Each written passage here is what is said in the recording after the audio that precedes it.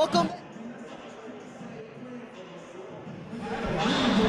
Hello and welcome inside Blatt Arena as today the Taylor University Trojans face your home team, the Huntington University Foresters. Hi folks, I'm Victor McCarty alongside my partner in crime, Logan Hunt. It's been a while, Logan. I mean, it's been a year since we had our last broadcast.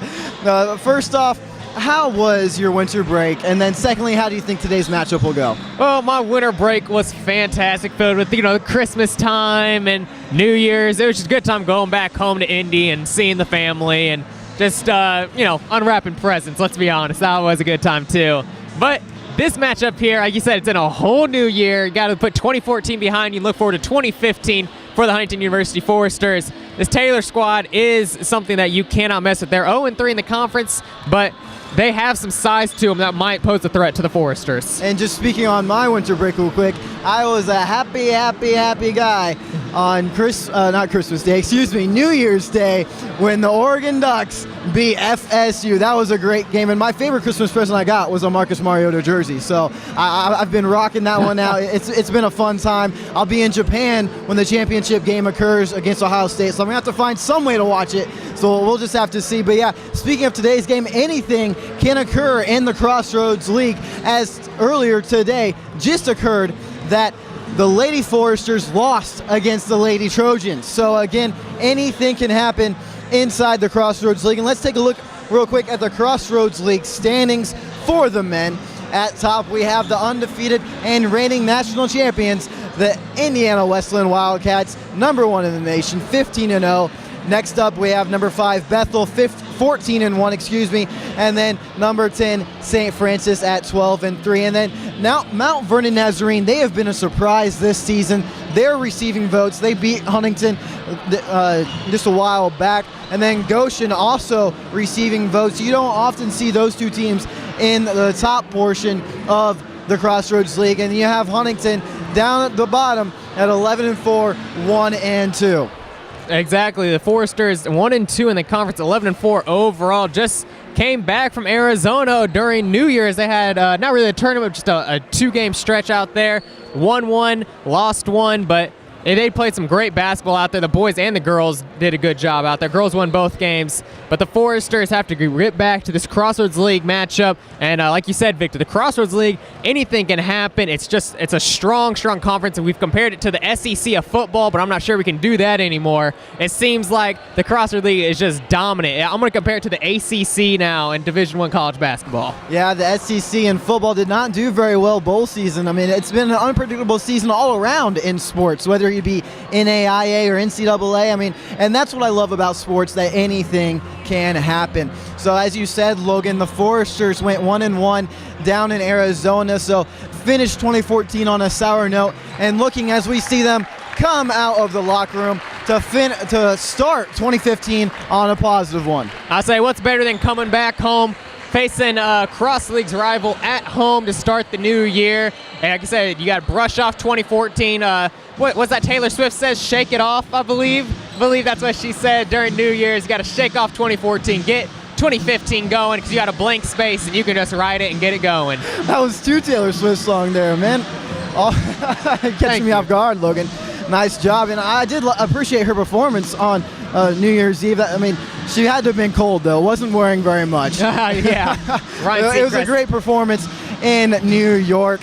Another one of her songs. Man, she just ruled the top charts this past year. Anywho, continuing on with basketball. We have the Foresters and Trojans here today. And the top scorers of the Foresters, well, we have Derek Heinen at 17 points per game. But the thing about Heinen is that he has 43 turnovers to boot, so that's not something you want out of your leading scorer. And behind him, you have Daniel Wall with 15 points per game and 112 rebounds on the season. And then Kyle Pippinger at just under 9 points per game, and he's shooting 83% from the free throw line. But if you want to talk about free throw line, look no further than the Trojans, because their starters, they are great from the free throw line right now. And their leading person at the free throw line is Kyle Sidham. He is 8th in the nation with 90%. 90%, I mean, for 8th in the nation, that is pretty darn good. I would say so. He's doing a great job converting on the easy shots. touching back on the Foresters, like you mentioned, Hynden and Wool doing the majority of the scoring. The Foresters are just itching for someone else to step up and make that third score. Well, we talked about the game a bit. Now let's get to know your Huntington Foresters.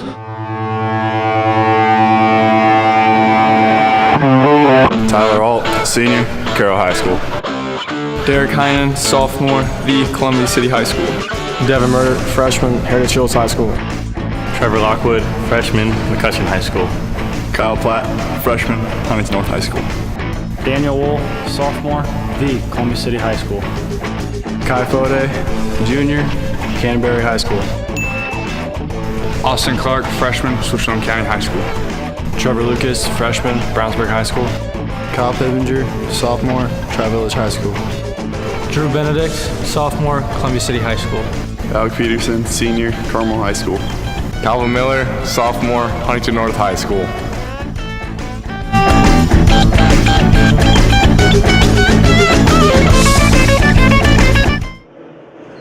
Also, a reminder that tobacco use is not permitted on the Huntington University campus, and that includes Black Arena. We'll take a break real quick here on FDN Sports, part of the Forest Digital Network, for prayer and national anthem. And remain silent as Dr. Ray Silhammer leads us in prayer before today's contest. God, we are honored this afternoon to have two universities committed to you as Lord and Savior. As these two teams live out faith to do their best, God, we who are fans appreciate this privilege to watch the skill in the competition. For everyone who was involved, we ask your leadership in their life, and we as a part of this really fantastic athletic event, give praise to you in the name of Christ. Amen.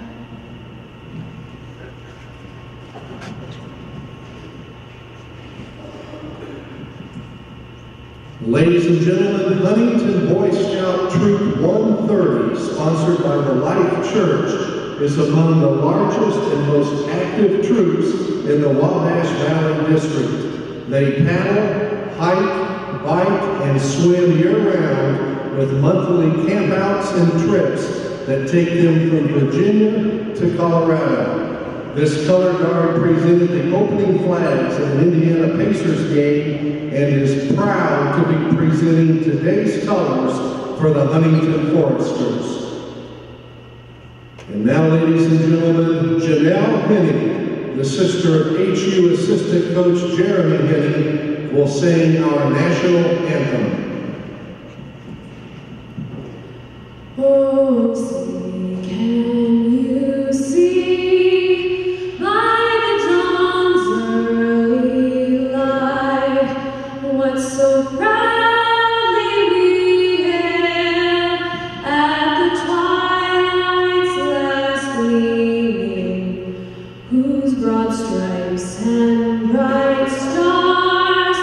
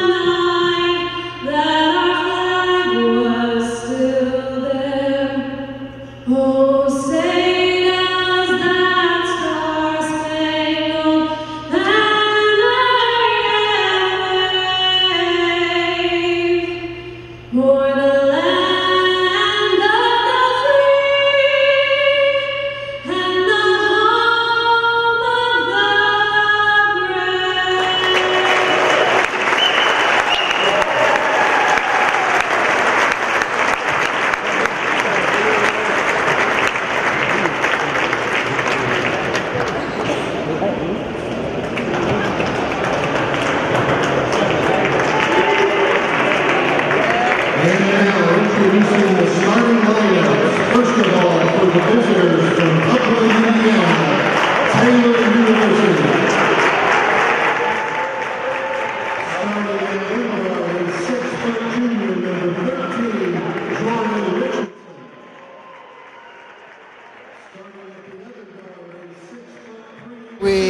have the Taylor Trojans. Number 13, Jordan Richardson, a junior at guard. Number 25, Jesse Coffey, senior at guard. Also at guard, number 33, Kyle Stidham, junior. Forward, number 35, Keaton Hendricks, junior, and center, number 54, Ian Dutcher. Upperclassman lineup here today for the Trojans, Logan. Exactly, it is an upperclassman lineup. One thing you have to watch out for, though, is Keaton Hendricks. Keaton Hendricks is averaging 14 points per game. He's a great shooter. He's shooting 55% from the three-point line. So, of course, you're going to have to get out and get a hand on him. He's a tall guy. He stands at 6'5", playing the four spot on the floor. You got to watch out for that spread, guys. 4 guys on the perimeter. Of course, going to have to watch out for that. And now as the Forester fans rise to their feet here inside Platt Arena, the starting lineup for the Foresters. Starting at guard, number 2, Derek Heinen, sophomore, 1/3 of the Columbia City CC3. Also at guard, senior, number 10, Tyler Alt. At center, we have number 33, Alec Peterson. Two lone seniors on the squad. Very young squad for the Foresters. Also at guard, number 34, Kyle Pippinger, he's a sophomore, and also a sophomore forward, number 45, Daniel Wall. The Foresters now, like we said, are going to have to find a third scoring option. It's been the Wool and Heinen show, the 2/3 of the CCC brothers, like you say. Someone else is going to have to step up, and I think that guy could be Kyle Pippinger. We see Pippinger always come out hot in the ball game, and he always comes in clutch at the end. But we're going to need, a second and third quarter from Kyle Pippinger. The Foresters want to up their tempo and really get some scoring on the board. Well, we like to call him the one-face wonder, as he's always posed under pressure, as we've seen him earlier in the season hitting the shots when the Foresters needed him the most. And we have Derek Heinen here in these nice highlighter green. I like these kicks. Kind of reminds me of my Oregon squad. Oh, you love your Oregon squad, that is for sure, and I don't blame you. Nothing wrong about being flashy, Exactly, there's nothing wrong about that at all. And Heinen might be channeling a little bit of Miranda Palmer and her neon kicks. He thought I might as well try to take over just like she does. We're getting ready for the tip-off. It's going to be Dutcher and Peterson up for the tip. So we're making sure everyone getting in place. And we are away. Peterson winning the tip, getting it to Pippinger, and a foul right off the bat. Not the way that the Trojans want to start this game. Literally 1 second into the game, and Jordan Richardson picks up his first foul. Usually 13's a lucky number for him, but not so lucky right now. We see the 2-3 zone by the Taylor Trojans right out the gate. Heinen holding the ball up top, looking for the play call. Heinen gets a screen from Alt, pass to Pippinger. Pippinger goes baseline to Dan Wool, and Wool starts it out with an easy jumper. A fast start for the Foresters. I tell you what, Logan, this is the way they're going to want to control the game. You see the Trojans moving the ball around very well. Richardson has it up top, gets it over to Hendricks. Hendricks back to Richardson. Got his change. Pippinger on Hendricks. It's a mismatch. Hendricks trying to take it in. Pippinger, great on-ball defense. And the Trojans reset. Richardson picks up a screen up top, going for the long three, hand in his face. Loose ball will go to Stidham. And the Trojans reset offensively. It was a great job by number 33, Stidham, getting that rebound. But I'll tell you what, it's a fight inside the paint right now between number 54 and Alec Peterson. Richardson with another missed three. Wool with a good board. Heinen gets it. He's looking to push. Dishing it back out. Pippinger goes up. Going down to Peterson. Peterson in the corner to Heinen. And a blocking foul on Richardson, and that's his second of the ball game. 2 fouls in under 2 minutes. Again, not the way the Trojans would like to start a game. That brings him 10 Fleming for Jordan Richardson. And it'll be Heinen inbounding from underneath his own basket. He'll have Jesse Coffey in his face for the Trojans, trying to guard from an entry pass. Heinen goes to Pippinger in the corner. Pippinger to Wool. Wool with the same baseline jumper, and that's there again. What is this, Groundhog's Day? It's like we're seeing double. Man-to-man defense by the Foresters.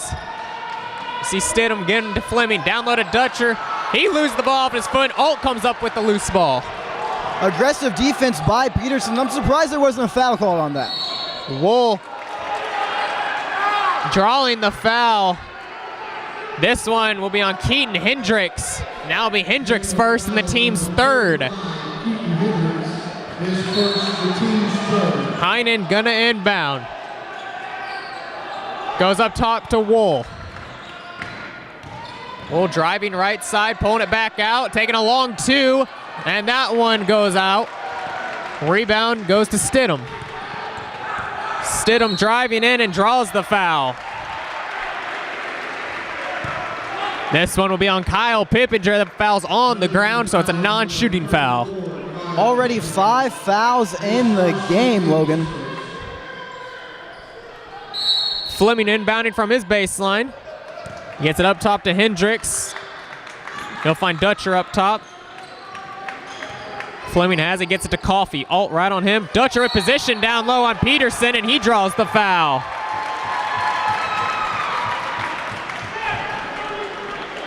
Easy foul call there on Alec Peterson. That'll send Ian Dutcher to the line. He's a 60% free throw shooter. Peterson always has to be careful of getting too handsy. He gets called for that many a time. And we see Dutcher miss his first free throw attempt. Taylor still scoreless. Dutcher looking to make something of this free throw trip. And he hits that second one. 4-1, Huntington on top, just past 2 minutes into this ball game. Taylor staying true to their 2-3 zone. Foresters looking to break it. Alt with the three from the wing, and that's no good. Rebound goes to Hendricks. He gets up to Fleming. Fleming one-on-one, drives in on Heinen, draws contact, and gets that shot to fall. No foul. A great job by Tim Fleming, the young freshman for the Trojans. Heinen gets caught. He has to get it over to Pippinger. Heinen up top. Finds Pippinger on the right side. Right into the sweet spot. Wool takes the free throw, Jay, and that drops for Dan Wool. Wool has all of the points thus far for the Foresters. Coffey with it on the near side. Goes down low to Dutcher. Dutcher gets it blocked by Peterson, and Peterson fouls him. So that will be Peterson's second foul of the ball game.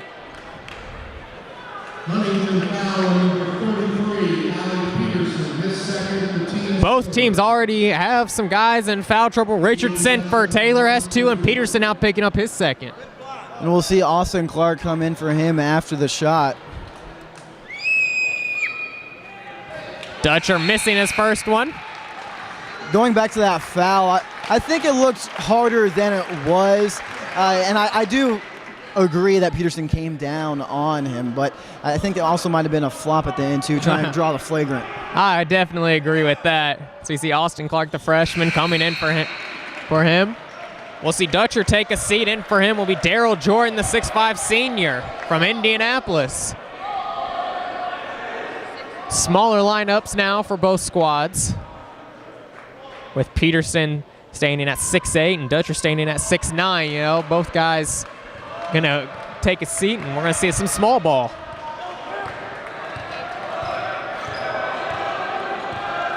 Heinen going down to Wool. Wool draws the double team out to Heinen. Heinen at the top of the key, swings it to Alt. Alt down to Clark. Up top now to Heinen. Alt with some dribble penetration. Floater. That's no good. Offensive rebound by Clark. Dish out to Wool for the 2.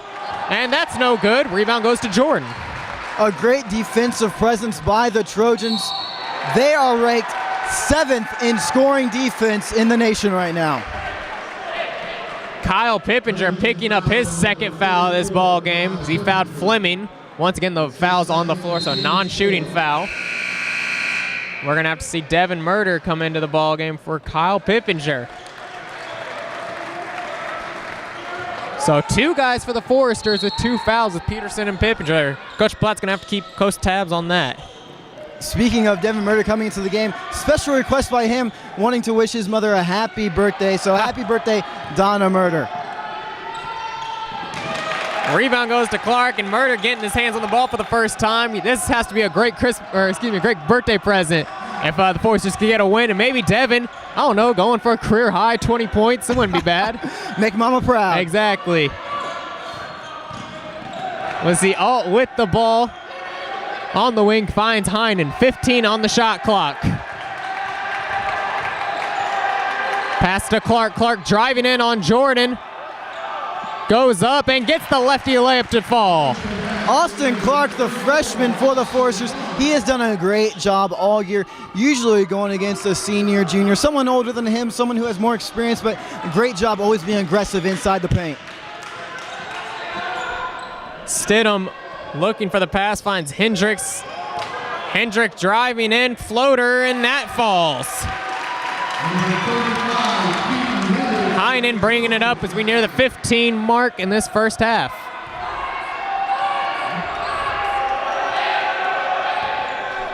Heinen getting the play call, gets to Murder. Heinen holding the ball, finds Clark. Clark swings it to Alt. Alt gets it back to Heinen. 10 seconds on the shot clock. Murder with the 3, goes around and out. Wool with the rebound, goes up for 2, and that rolls around and out. Once again, the ball playing Plinko off the backboard. Speaking of Plinko and Price is Right, I saw Bob Barker got to come back and do Price is Right on his 90th birthday over break, and that was something special. Hey, you gotta love Bob Barker. Come on down. We see Heinen with the board after the miss from Hendricks. Murder gets the ball up quickly. Pass to Clark up top. Alt has it going down to Wool on the baseline. Wool one-on-one with Hendricks. Goes for the up and under, brings it back around, and that drops for Dan Wool's have a great day. It was a great job by Daniel Wall, just holding inside, holding his form, and being patient, waiting for the floater. Stidham has it on the far side, gets it to Coffey. Alt's right on him. Fleming has it, driving right side against Murder, great defense, and Wool comes up with the rebound. Heinen driving it fully through the court. He goes up and he gets fouled. This foul, I believe, will be on Tim Fleming. That's his first, and that's going to bring us to our first media timeout. 10-6, Foresters are leading. If this was Silent Night, the crowd would be going crazy right now if it wasn't winter break for the Foresters, taking one out of the Trojans' book. But yeah, the Foresters thus far right now, I think that was a good job by Heinen, just driving up the middle. It was all about speed on that play. The Trojans might be able to hold their defense, but if they hold the defense against just, say, a speeding bullet in Derek Heinen, Nick is going to hit the wall, and that's what happened. A foul came because of that. I say the refs have been calling this very closely so far. They've been consistent both ways. That's all you can ask for.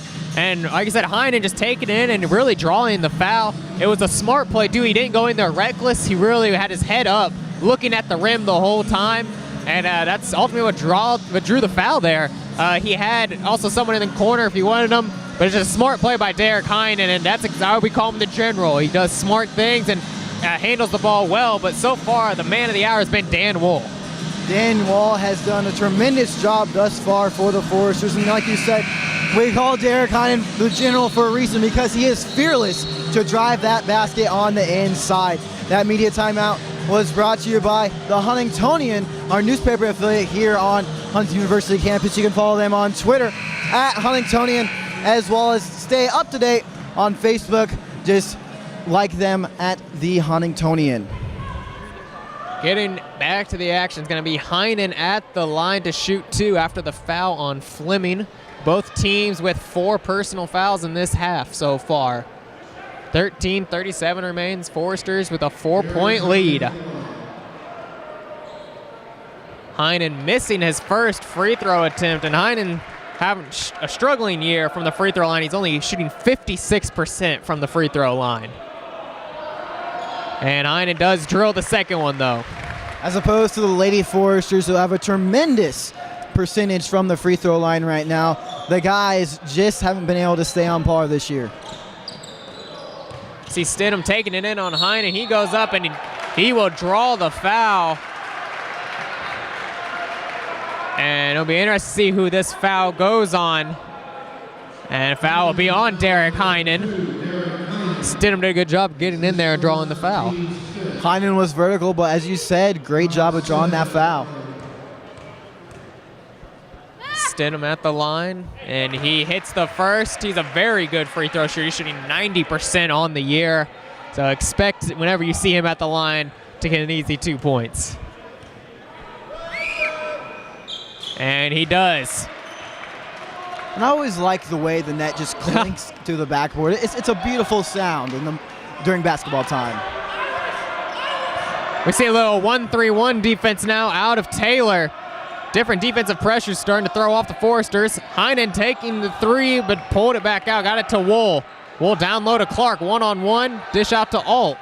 Alt back to Heinen. Heinen gets weight in the air, drives in, and kisses that one off the glass. It's a great job by Heinen getting inside the paint, but I wouldn't be surprised if Coach Platt draws from Drew Bennington, as I say, just like clockwork. Drew Bennington's coming over here to the sideline now, and I wouldn't be surprised he came in right now, because with the way the Trojans are playing their defense, they're playing inside the bubble, and Drew Benedict, as we've said before, he is fearless to take it from anywhere on the court.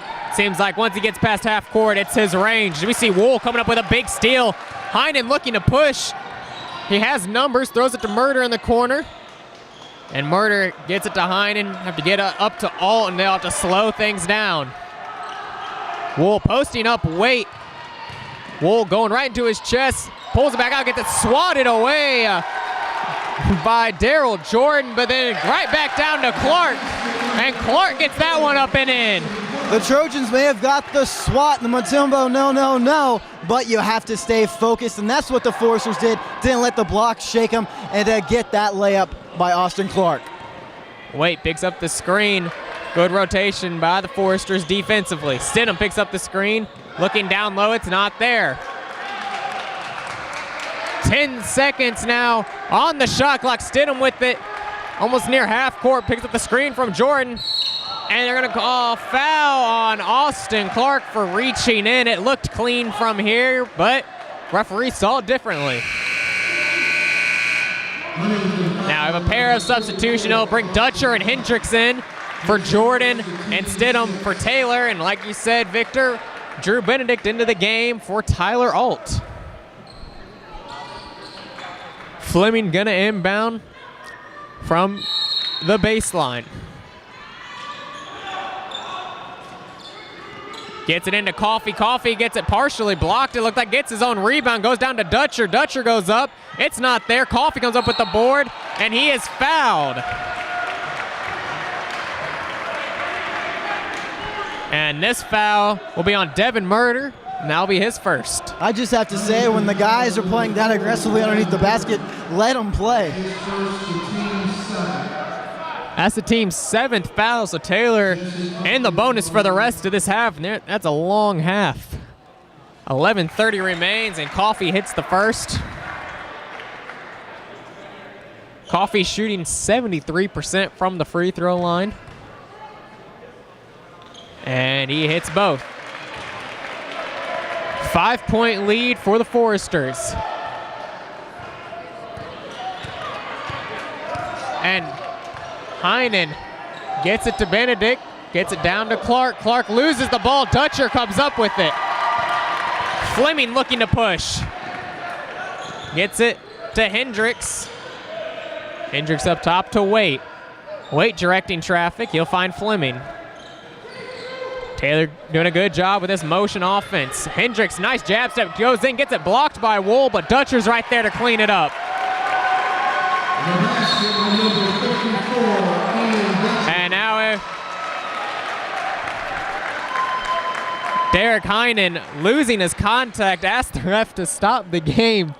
And We're just taking a quick officials timeout here to get Derek Heinen's contact back in. Hey, I would love to see Heinen wearing those goggles. You know, just put on the old school headband, get the goggles, you know, just free flying down the middle. So we should be good to go now. Derek Heinen looks set, and the Foresters are back to action. Taylor now with the man-to-man defense.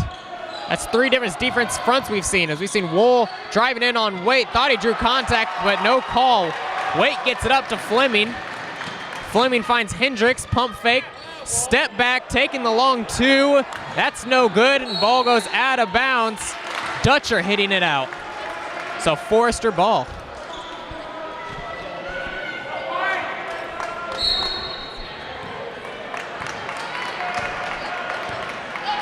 Taylor sticking to man-to-man.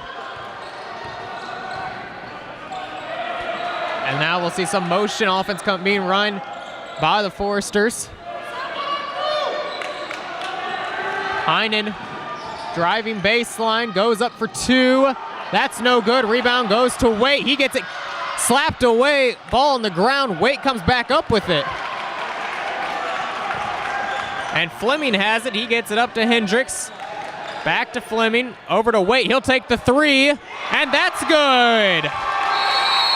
And Coach Platt calls a timeout with this one tied at 15. I'm sure Coach Platt wants to take the momentum away from the Trojans, because just like that, it is all tied up 15-15 with 9:54 left to play. What do you think the Trojans have done thus far, Logan, to make it so? Well, we've seen 3 different defensive fronts from Taylor. We've seen the 1-3-1, the 2-3 zone, and now man-to-man. And it's just shuffling around and seeing what's working with the personnel that the Foresters are putting in. We saw with Drew Benedict, they go back to man-to-man so that it kind of makes him a non-factor on the offensive end.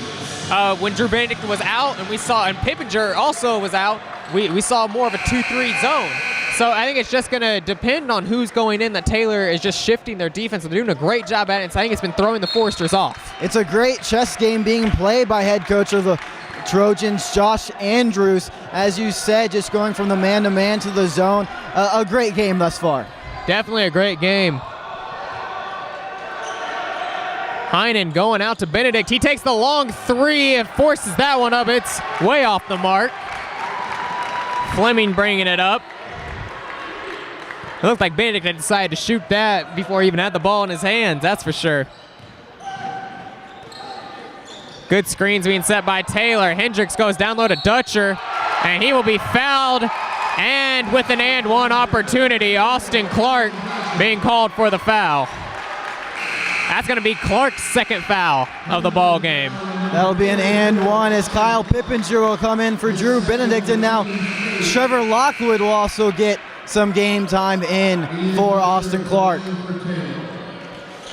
So Clark and Peterson, 2 of the big men for the Foresters with 2 fouls apiece. Pippinger's in the ballgame with 2 fouls. He's going to have to be careful. Dutcher hits that free throw attempt, making him 3 for 5 on the night. Heinen going to bring the ball up. And again, I think it's a great game being played by the Trojans right now. Not only are they doing a great job defensively, but when they have the offense side of the ball, they've already drawn 8 fouls out of the Foresters. Lockwood was calling for it down low. Alt not giving it to him. Lockwood now with the baseline jumper, and that drops for Trevor Lockwood. Lockwood with a spark off the bench, immediately having an impact on this game. Coffey gets the ball in the wing. Picking up a screen from Hendricks. Back to Hendricks, pick and pop for 3. That's no good. Nice box out by Pippinger. Let's see if the Foresters can get back to their rhythm now with 8:30 left to play. Heinen with the ball going down to Wool, posting up Waite, faces him up now. Looking for a spin move, gets it poked away by Coffey. Wool recovers, can't quite come up with it. And Fleming comes up with the rebound. And now a foul on Dan Wool, 90 feet from the basket. And that's going to be Wool's first foul. And like we said, Taylor's in the bonus, so That will send Fleming to the line to shoot the 1-and-1. Not a good sign right now for the Foresters, as we said at the beginning in the pregame that the Trojans are tremendous from the free throw line. Fleming, though, if there was someone to foul, is the man. He's only shooting 43% on the year. And he misses the first. Wool comes up with the rebound. Heinen picks up his dribble, needs someone to pass to. Lockwood bailing him out there. It's one thing the Foresters have to work on is their communication. Now a hand check call on Fleming. That'll be his second foul. Now bring Stedham in for him. That takes us to our next media, the under 8 media timeout, with Taylor University leading 18-17. And now with the Foresters down by 1, I mean, they came out with a fast start, but with them being down by 1, what do you think Coach Platt is going to tell his guys right now? And he's going to tell them just to keep competing. I mean, they've been playing good hard ball, but like we said, 3 Foresters in foul trouble with 2 fouls apiece. It's Peterson and Clark. I mean, your big men down low. It's hard to bang with the best down low when that's going on. And Pippinger, another great defender, probably the best on-ball defender that the Foresters have with 2 fouls. So I think that the Foresters might want to switch to a 2-3 zone to try to stay out of foul trouble. But man-to-man, I mean, seems to be doing a good enough job, but I'm just worried about the foul trouble for the Foresters looking forward to even the second half. I think offensively, the Foresters really need to get the ball to Dan Wool. Dan Wool's been the guy so far tonight. Dan Wool was the one to score the points at the beginning of the game for the Foresters. But in the second, the Foresters, they usually outscore their opponents, but now with them being in foul trouble, I mean, 9 fouls in the first, that's almost unheard of. And I'm sure we might add a couple more to at least one more here remaining with 7:58, just under 8 to play. So Coach Platt's just going to have to tell his guys, keep your head in the game. Don't let the offensive struggles by the defense of the Trojans. I mean, great job, props to the Trojans right now with the way they're capitalizing on when Coach Platt either puts in Drew Benedict or Kyle Pippinger. I mean, they go from the 2-3 to the zone to the man-to-man. I mean, it's a great job by the Trojans right now. So we see the inbound coming. Man-to-man defense being run by Taylor. Pippinger looking to be aggressive. Gets it to Heinen. Heinen posting up Stedham. Goes up and under and gets that one to go. And the Foresters retake the lead out of the timeout. Stedham gets it to Waite. Waite finds Coffey. Hendricks with the ball. Can't leave him open. He pops a long 2, and that drops. I have a feeling that we're going to see a back-and-forth battle for a while until one team decides to take it further.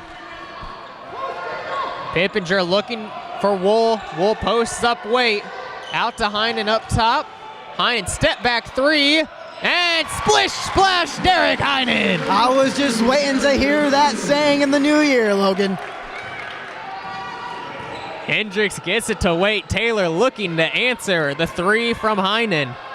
Dutcher gets the ball, goes to Waite. Waite goes up and is fouled. This foul will be on Dan Wool, and Wool picks up his second foul, and that's the team's 10th. So Taylor in the double bonus, shooting 2 free throws on every common foul for the rest of the half. Daniel Wool is not one that the Foresters can expense right now. It looked like Taylor Waite may have gotten away with a travel there. But nonetheless, he's going to hit his first free throw attempt. And Kyle Platt will enter the ballgame for the first time. Getting a round of applause by the home crowd. He's from right here in Huntington, Indiana. Dan Wool going to have to take a seat with foul trouble. Waite, a 78% free throw shooter, hits both of those. Tied at 22. Taylor with a great answer. Just under 7 minutes to play in this first half. And there's a foul. Forester fans saying finally a foul being called on the Trojans. That foul going on Stidham. And Stidham will be his first foul and the team's 6.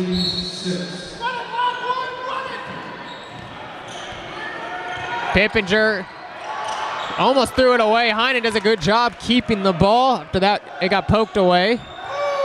Heinen driving in. Wild shot up for 2. No good. And the ball goes out of bounds, and it will stay with Huntington. So Heinen will inbound from underneath his own basket. Foresters are going to have to move fast with this Trojan defense. Ball goes down low to Lockwood. Barely handles it. Gets it to Alt. Alt behind the back. Nifty move to get in there. Slash and dash and gets fouled. As I said earlier, Logan, nothing wrong with being too fancy as long as you don't lose control of the ball. Great job by the senior Tyler Alt. So Tyler Alt will go to the line to break this tie at 22. Alt, a 60% free throw shooter. Misses the first shot. Foresters can still take the lead with this free throw. And they do. They take the lead, but I gotta say, Logan, that if this game comes down to free throws shooting, which I think it just might, Trojans have the advantage. Dutcher posting up Lockwood, finds Hendricks, and he will be called with the travel. And the Forester fans proud to hear that one. I think he forgot his passport at home on that one. Couldn't travel there. Speaking of traveling, you're going to be going to Japan here soon. Oh, man, 6 o'clock in the morning tomorrow, so I think I'm not going to sleep tonight and just sleep on the way to Chicago O'Hare. I tell you what, we wish you the best and can't wait for you to get back to do these broadcasts. We see Heinen getting it to Alt. Platt with the ball. Goes down to Heinen. Heinen gets caught, gets it to Lockwood. Elbow J, not there. Wait with the rebound, gets it to Stidham. Stidham driving in on Pippinger and gets the layup to fall and one opportunity. Who is this foul gonna be on?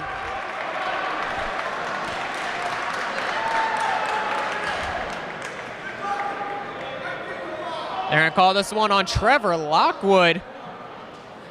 Say it's a blocking foul. Lockwood picking up his first foul. I'm not sure that one was on Lockwood. If anything, would have been on Pippinger, but Lockwood will take it with Pippinger having 2 fouls. And they convert on that one, so Taylor with a 2-point advantage.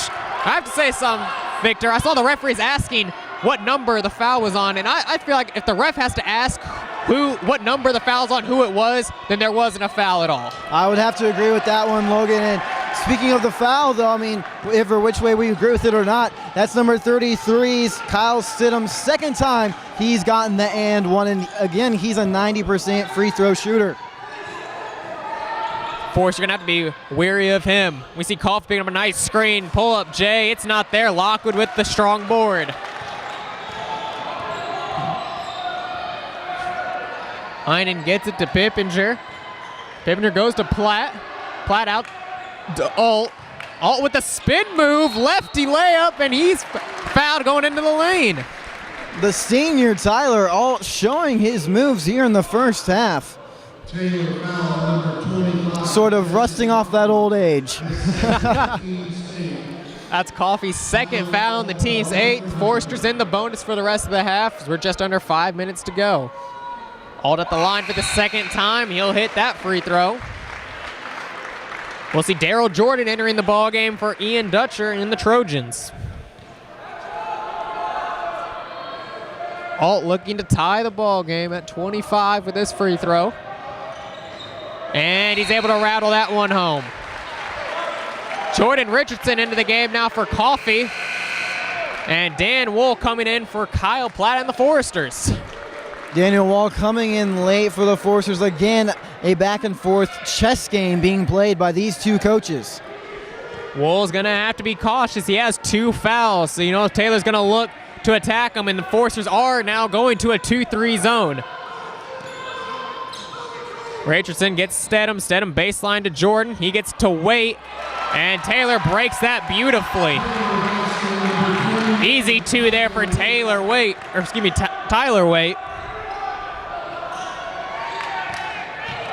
Alt finds Pippinger, picks up a screen. Pippinger gets it to Heinen. Heinen screen, looks to Lockwood. Lockwood back to Heinen. Heinen driving. And he will be fouled by Stidham. I don't know about you, Victor, but it sounded like all ball from here. It did sound like all ball, but I took a look at our monitor, and I think he may have just gotten the pinky of Heinen. I think he can throw off everything. It can indeed. Heinen missing the first free throw. So he's just furious with himself. And like you said, Victor, this comes down to a free throw shooting battle. The Trojans look to have the advantage, with Heinen splashing the second one home.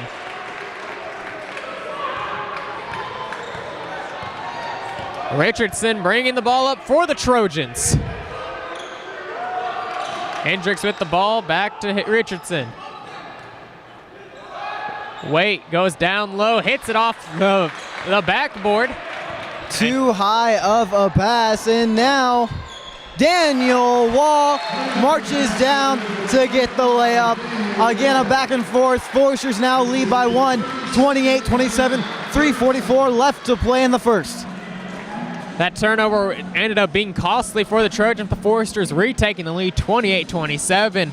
And we talked about free throw shooting and how it might end up coming back to hurt the Foresters. But something that we have to mention is that Taylor ranks 7th in the nation in defensive scoring. They're only allowing 63 points per game.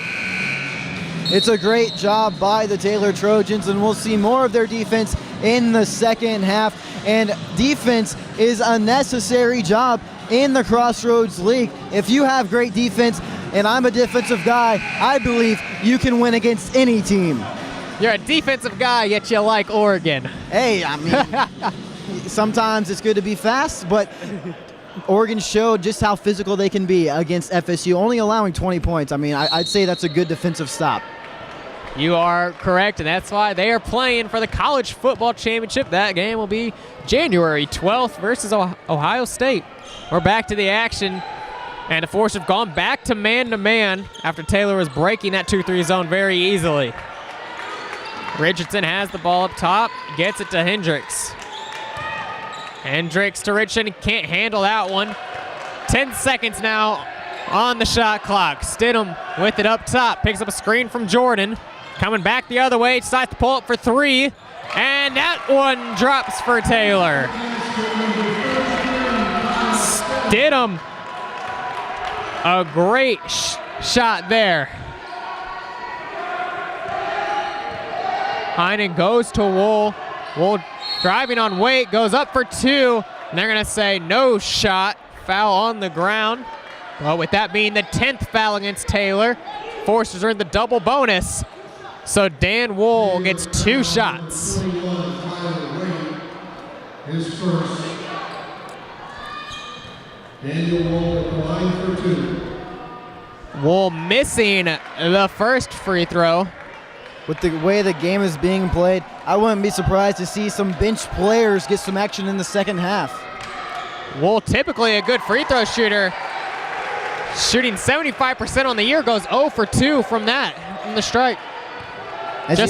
As you said, Logan, uncharacteristic, missing both shots. And mentioning bench players, hopefully the Trojans won't have to use the redshirt freshman Vivian Aiken from Jamaica. It's always great to see some international players. Like I said, it's always good seeing that. We see an offensive rebound there from Taylor. Foresters back to their 2-3 zone now. Richardson getting it to Waite. Waite down low to Jordan. He goes up for 2. We can't get that. The putback by Hendricks isn't good. Hendricks bringing it back out. 3 consecutive possessions by the Trojans. Just a great job rebounding the ball. Stidham driving in, dish to Hendricks. Hendricks gets caught baseline, has to dish it back out to Richardson. Wait, throw out to Hendricks for 3, and that's good from Hendricks, and Coach Platt wants a timeout. Gonna take a full timeout with Taylor just showing no mercy against that 2-3 zone of the Foresters. 3 consecutive possessions rebounding the ball by the Trojans, and the 2-3 zone. I mean, the Trojans have been showing it throughout this game. Foresters try to dish out the Trojans' own medicine, but the Trojans saying, hey, we've seen this before. We know how to rebound the ball and get that 3 off. A great job by this Trojan squad. 33-28, Trojans on top of the Foresters. 150 remains in this first half, and it's been rather sloppy from the Foresters when it comes defensively. They've been slow on switches and rotations. It seems like the 2-3 zone, they need to pull it out more, go beyond, expand it beyond the 3-point line. They're staying within the 3-point line, and that's just allowing Taylor to just shoot away. And when it comes to rebounding, we saw Taylor there with 3 possessions for offensive rebounds, and the main man there has been Keaton Hendricks. He's been getting it done on the offensive board. He pulled down 2 of them just in that time frame. As we mentioned, Daniel Wall, he's the leading rebounder for the Foresters with 112, and right now he has to be careful of getting those rebounds because of those 2 fouls. Like I said, Foresters in a bit of foul trouble. Wool playing with those 2 fouls. Pippinger also playing with those 2 fouls. It's been tough for the Foresters. We've seen Peterson picked up his second foul early in the first half, and he hasn't come back in since. Clark also picked up those 2 fouls, and we haven't seen him since he picked up that second. So Foresters really have to go to the bench there with Kyle Platt making him play the 4 spot, and he's not as comfortable there as he is at more of a hybrid 3 spot. Foresters coming out against this Taylor. He was playing a diamond and 1 defense. Heinen taking the 3, and splish! Splash, I get to say it again. Heinen with another 3. Well, it's a well-deserved splish splash because this is what the Foresters have to do. They have to own beyond the arc because the defense of the Trojans is not allowing the Foresters inside the paint. We see Jordan with the ball down low. Gets it to Richardson. Richardson behind the back, driving in on Pippinger. Dish out to Jordan. Jordan driving on Lockwood, goes up with the floater, and that's good. It was good defense by Trevor Lockwood, number 55, but an even better job by number 31 of the Trojans, Daryl Jordan. 2-3 zone now from Taylor. 45 seconds remain. Heinen gets it to Pippinger. Pippinger out to Alt to Heinen. He takes a long 3. Rolls around now. Lockwood with the board, goes up for 2 and gets that one to drop. A 1-foot put back. Tremendous job by Trevor Lockwood. Shot clock's turned off. 25 seconds remain. Taylor gets to hold for the last shot as they lead by 2. Foresters need a defensive stop, but look for the Trojans to put the ball in the hands of number 33 of the Trojans, Kyle Stidham, to try to draw that and 1 once more. Stidham has it, picks up some screens. Dish to Hendricks. 3, 2. Hendricks goes up, gets it swatted. And that's how the half will end. Lockwood with a sweet swat to end the first half. Taylor University on top of the Huntington University Foresters 35-33. As you said, Logan, 35-33.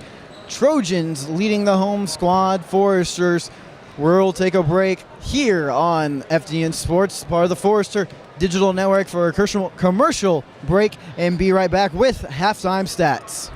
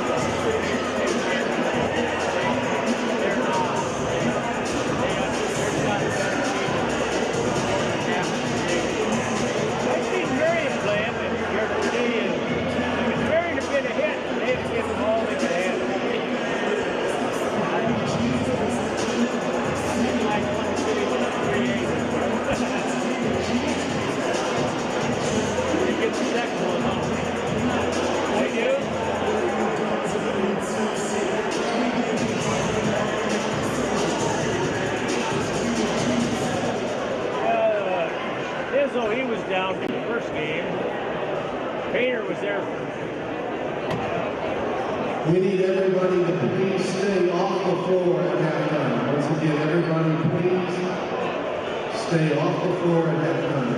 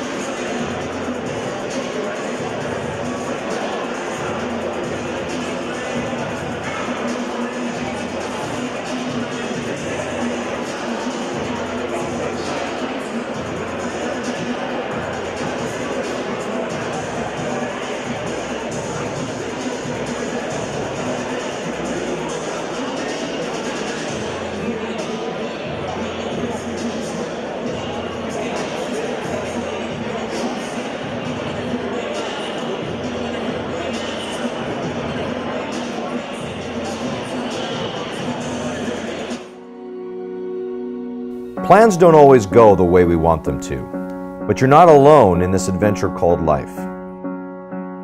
Remedy Live is a non-for-profit web station that strives to produce a positive message while helping teens who need it.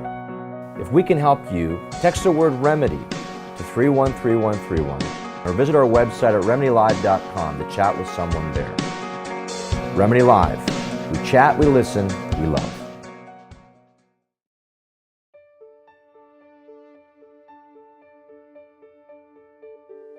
I'm Mike Wanis. I'm the Academic Dean at Huntington University. We are very excited about the Institute for Agricultural Studies and for the new program in agribusiness. Agriculture in Indiana is huge. It's a huge part of the economy. There's a lot of people involved. There's so many different levels of participation from farming all the way up, through all the different kinds of agribusiness. And with our Christian mission, I think that we can bring a unique contribution in that area because we can look at agriculture and we can look at agribusiness not just as how can we maximize profits, but how are we being good stewards of God's creation? How are we serving humanity through agriculture? So how can we do that and think about issues of sustainability, issues of justice, and not just about the bottom line?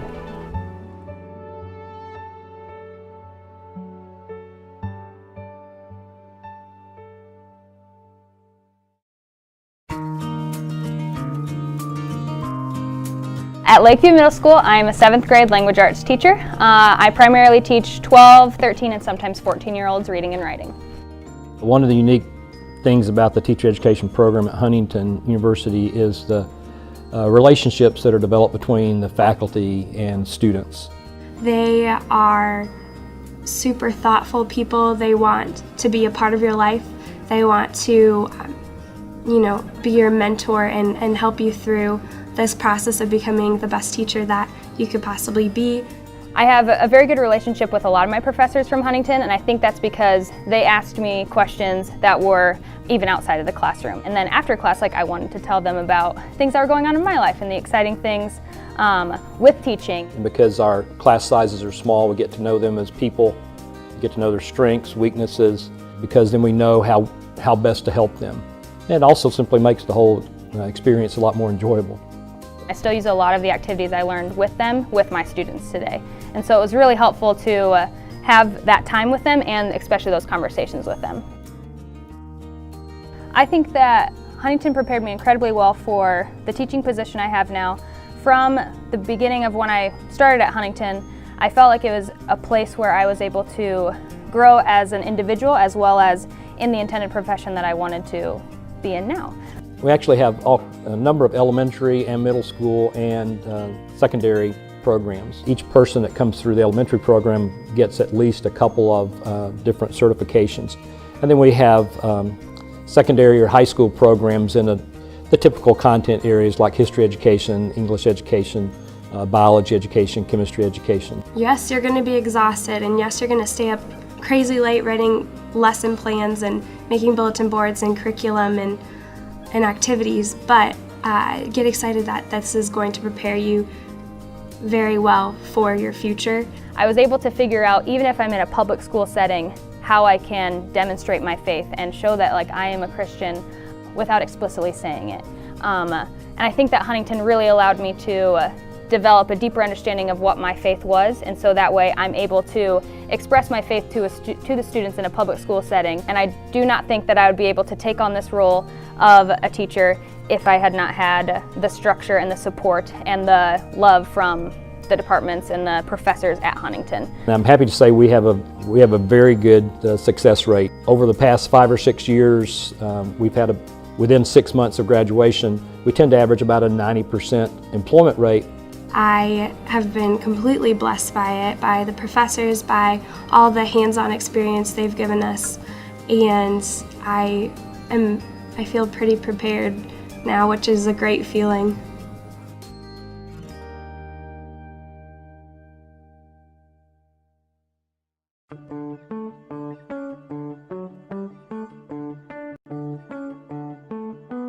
If you look at a variety of the research regarding the top skill sets that employers are looking for, communication always ranks top 5. Many times it's the top 3. These are skills that are far more important, not only in job, but in life, in family context, in social context, in professional contexts.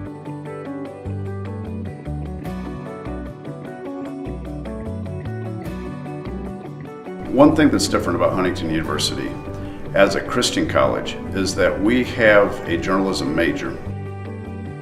Other Christian universities and the Council of Christian Colleges and Universities have a communication major in which you then sub-specialize in these different areas. We have an actual major in journalism, an actual major in public relations, an actual major in communication studies.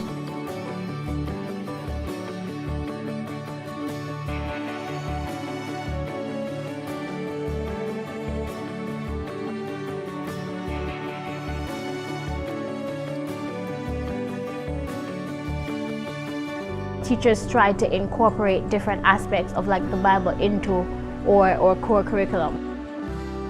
There's so many things that can spark, excitement, enthusiasm. But here you're reminded that in all of that fluff, in all of that glam, that Christ is the center and Christ is core.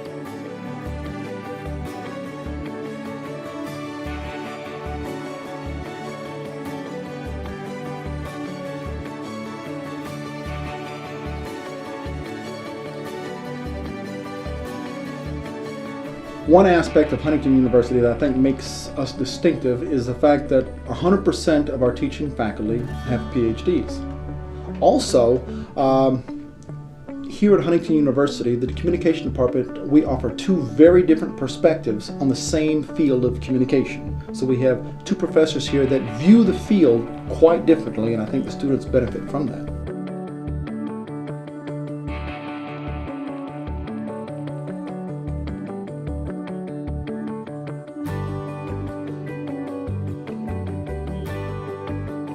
When I look in the Gospels and I see Jesus interacting with people, he was a really good communicator and understood people well. That's kind of what communication is about, trying to be clear about what you're saying and to understand people. And so by practicing communication, I think we can become better at doing that, and I can be more like Christ in that way.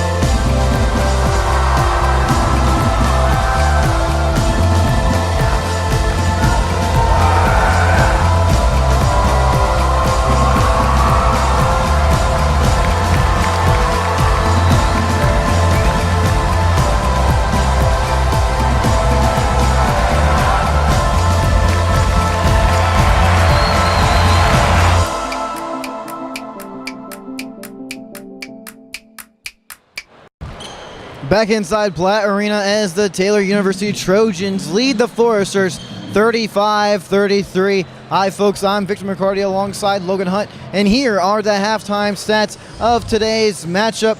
Right now we have Derek Heinen leading scoring in today's matchup with 12 points, and field goal percentage, I mean stats almost dead even.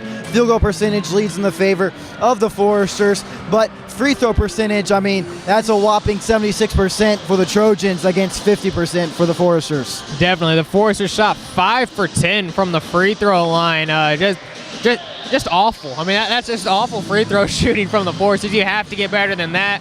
But they did rebound on some few key threes there by Derek Heinen. And if you look at it, 3 steals by the Foresters and then 4 turnovers as opposed to 1 by the Trojans. I mean, if you just look at those 2 stats alone, you would think that the Foresters are leading the game. But it's that free throw percentage, and I said in the first half that if this game comes down to free throws, which it just might do indeed, then the Trojans, they have the advantage as Kyle Stidham, he's 8th in the nation at 90% from the free throw line. Exactly. Free throw shooting might be key as we have a close one here. Taylor on top by 2, but I can't wait to see out of the Foresters a bit more physical game with Peterson and Clark. You know, you don't have to worry about those 2 fouls anymore. Wool has 2 fouls. Pippinger has 2 fouls. I mean, there's a plethora of Foresters with 2 fouls apiece. So that's something they're going to be cautious of, but you still got to play through that and do a good job.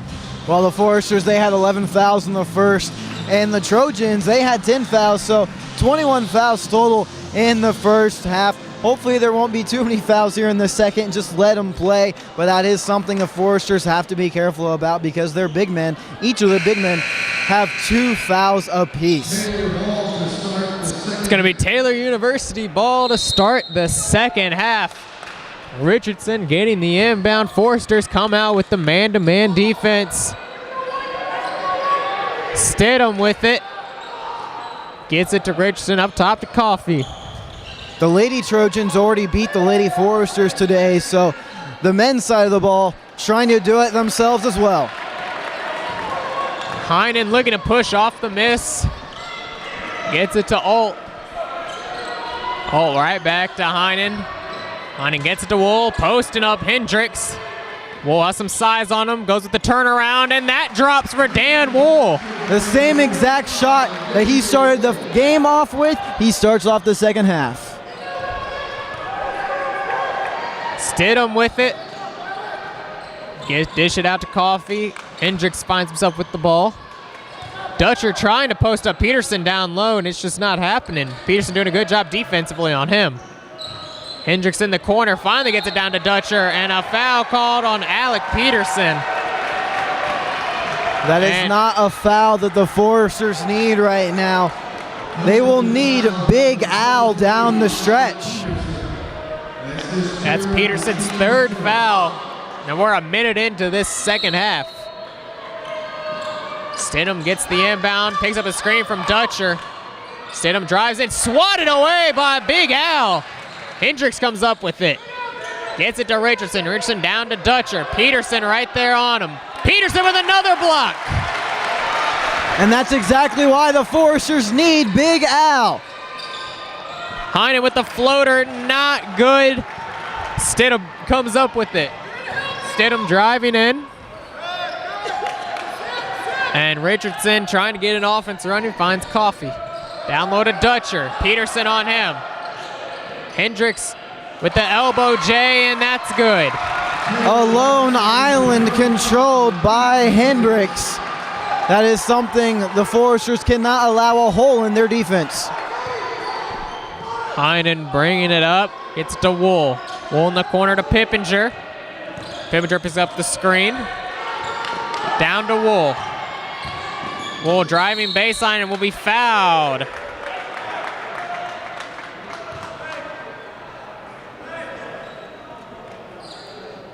This foul will be on Keaton Hendricks. That's his 2nd foul.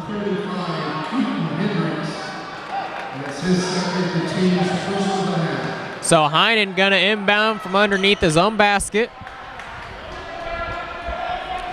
Taylor with a 2-point advantage. Wool gets the inbound. driving in, pull up for 2, and he's fouled. Foul again on Keaton Hendricks. 2 quick fouls in a matter of seconds gives Hendricks his 3rd foul. Of 2 fouls in a matter of seconds can change a game, as we saw Wall heading to the line now. Wool will go to the line to shoot a pair. He's already missed 2 tonight, but typically a good free throw shooter with shooting 75%. So he drills that one. And he'll be the one the forcers will count on to hit his shots, not only from the free throw line, but anywhere out on the court. Tyler Waite coming in for Keaton Hendricks for the Trojans after Hendricks took that 3rd foul. Wool only able to hit 1 of those free throws.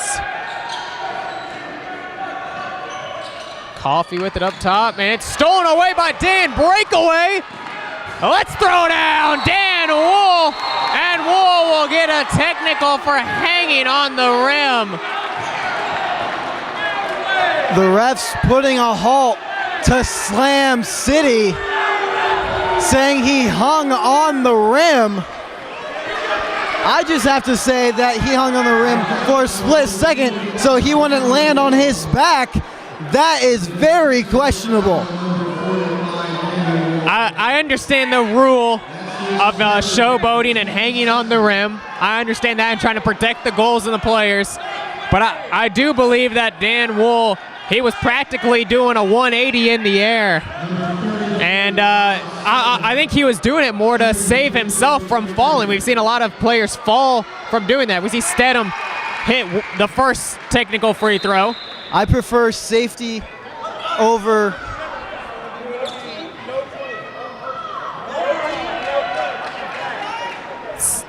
But I have to say, I think Dan Wool was holding on to just not fall down and hurt himself, and he immediately got off once he became vertical again. Yeah, as I agree with you, Logan. I prefer player safety over equipment safety. And Stedham gets that one to roll around. So Stedham hits both of those, and now Taylor will get the ball. Foresters will just have to step up their defense to regain those 2 points. However, that technical foul does not count towards the team fouls, or Dan Wool will not get a personal foul for it. It's just a technical foul in the game. Waite with the ball, takes the long 3, and that rolls around and in.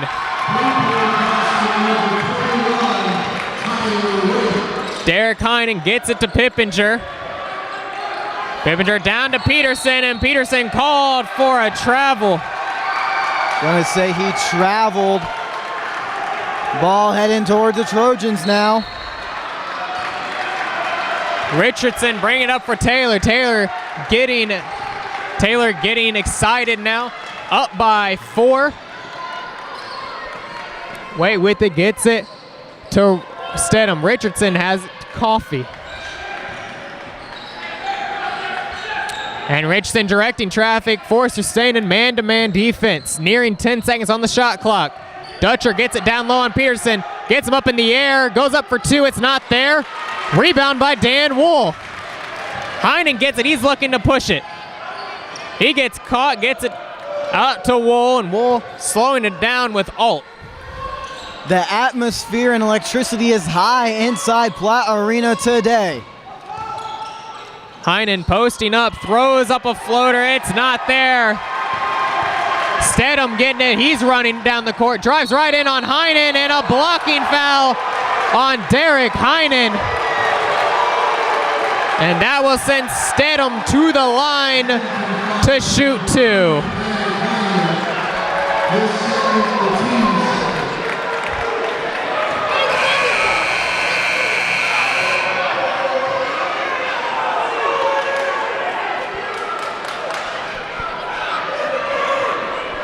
You'd almost think that this was a home game down in Upland right now with the way things are going on.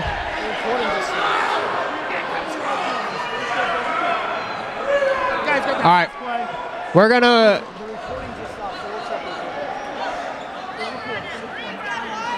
we're going to check here on the monitor, trying to see if that ball did indeed go in the hoop.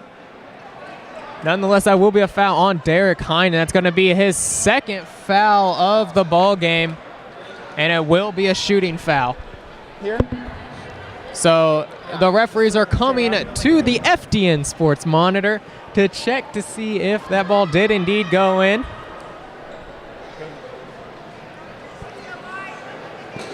The foul is on Derek Heinen, though. Stedham did a great job rushing down there to get it, as it looks like Stedham did not make that shot. So it's going to be a miss by Stedham, but the foul's on Derek Heinen, so no bucket with the miss. So Stedham will go to the line to shoot two. Obviously, the basket doesn't count because it didn't go in. Glad the referees got that sorted out using our very own FDN Sports equipment here. It's a good thing we queued up that instant replay today, Logan. So Stedham at the line, perfect on the night so far. 90% free throw shooting, like we said. And he's staying true to that percentage.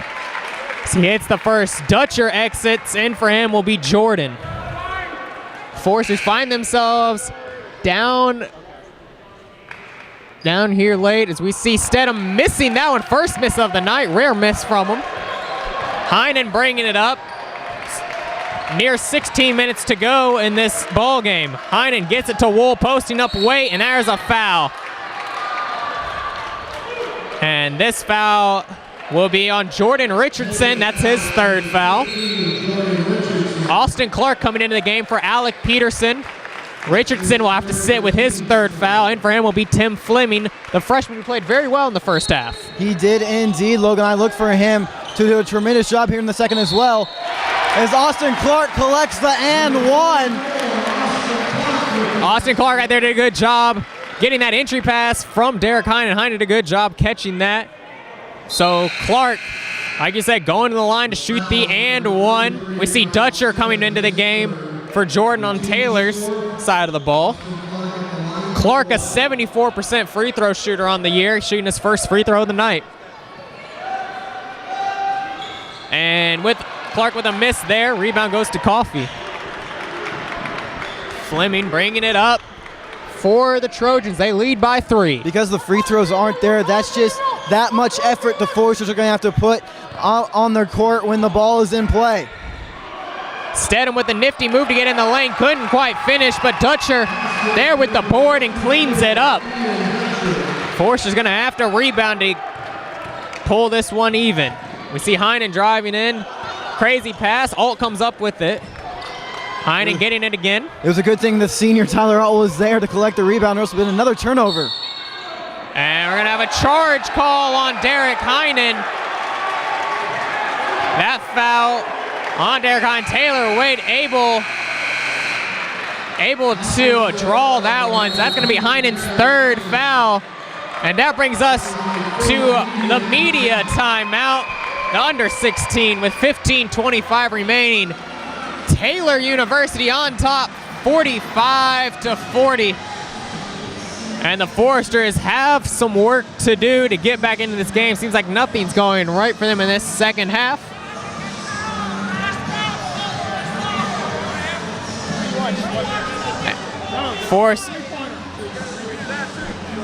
Foresters looking to get some rest also at this up-tempo from Taylor University Trojans.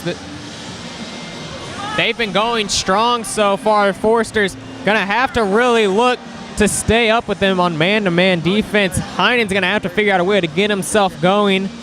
Dan Wool doing a good job so far carrying the load for the Foresters. He was the leading, or excuse me, wasn't quite the leading scorer in the first half. But they had 10 points. They had 10 points there in that first half, and Wool's coming out and done a good job so far. We're seeing a lot. Done a good job by Tyler Alt also coming into the ball game. He's done a very good job staying strong defensively. Trevor Lockwood's probably a good spark off the bench for the Foresters. We saw Peterson also coming alive defensively with 2 blocks on the night after picking up that third foul. I know that Victor and I both were getting a little anxious over here on the sideline thing. Peterson might pick up that fourth one quickly, but he's done a good job staying straight up and being able to really just keep his hand straight up and get nice blocks. We saw Austin Clark also come into the game, and he's done a good job offensively, obviously getting an and one opportunity, but couldn't quite get that one to fall on the and one opportunity, but did a good job staying there. We're just gonna leave it. We'll kill it right away from now on in. We'll kill it right away. So coming out of the timeout, it's going to be Taylor University on top, 45-40, with 15:25 remaining in this ball game. And that last foul was on Derek Hine. That's his third foul and the team's third of this half. Thank you for holding down the fort, Logan. I know you're about breathless right now. We were trying to figure out the instant replay, trying to get the 3 back at the 17:25 mark, but every time we would cue it up, it would go back to the beginning of the recording, and I mean, that's not something that's supposed to happen, so we'll have to spend more time figuring that out. At least Heinen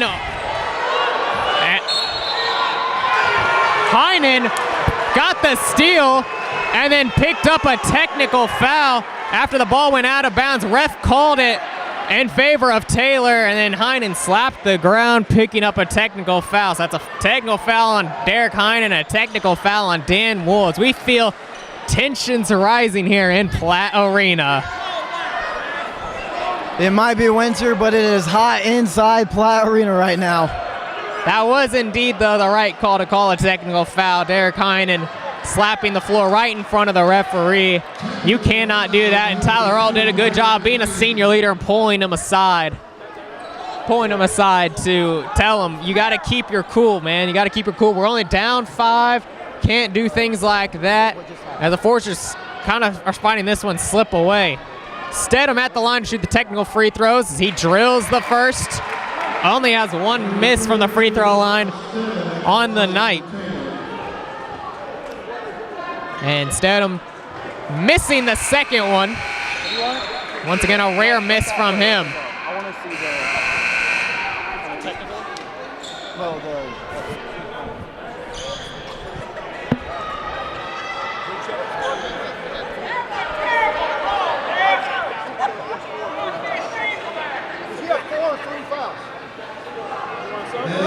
And they're calling that technical.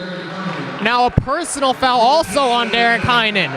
So that's Derek Heinen's 4th foul. And he has to take a seat.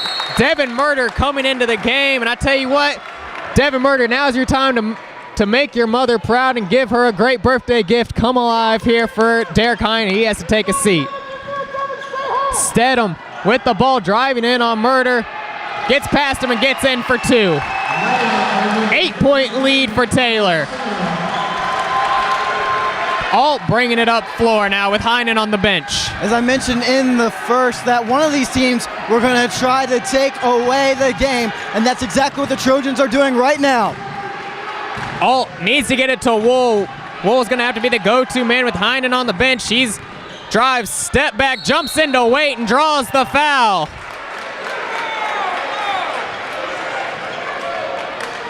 Taylor foul number 21, Tyler Wade. Dan Wool going to the line to shoot 2.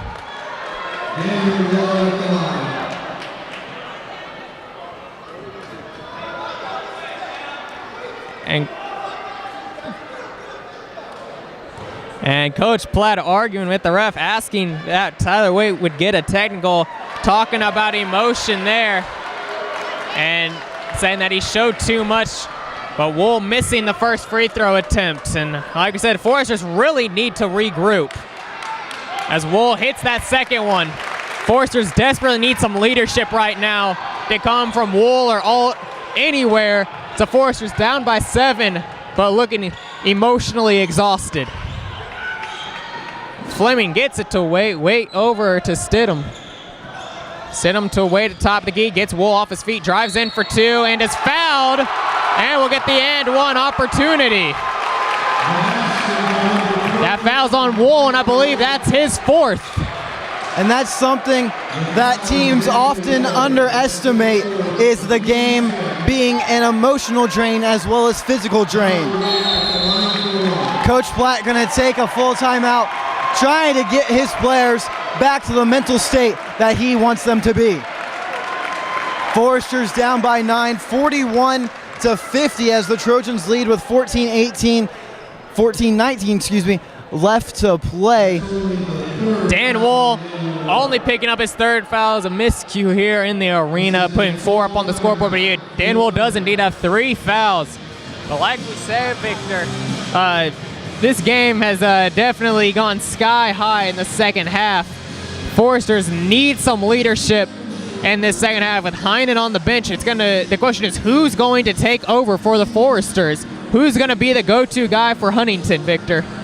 I think the go-to guy with Derek Heinen out right now, it has to be Kyle Pippinger, the one-face wonder. We've seen him hit the shots when it mattered the most before. And I can't leave out the senior Tyler Alt. He did a great job his first 2 years before the CC3 came in.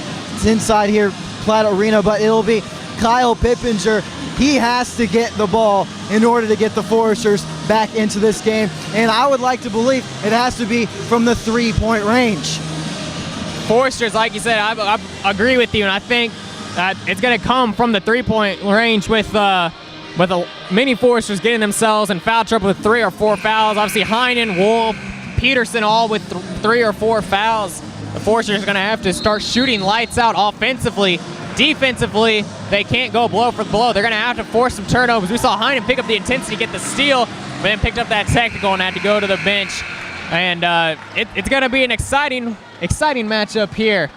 50-41. Taylor on top by 9, but Tyler Waite at the line to shoot his and one opportunity. He's a 78% free throw shooter and perfect from the line so far tonight. Coming out of the timeout, Waite drills the free throw. 10-point lead for Taylor. And Pippinger will be the man to bring the ball up for the Foresters. Pippinger gets it to Wool on the low block, immediately draws the double team.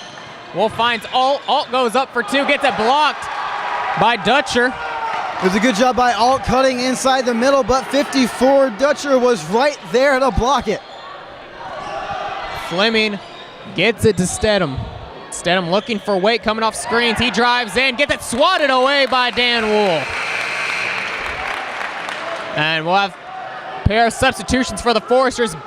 Benedict will come in for Alt, and Heinen will enter for Murder.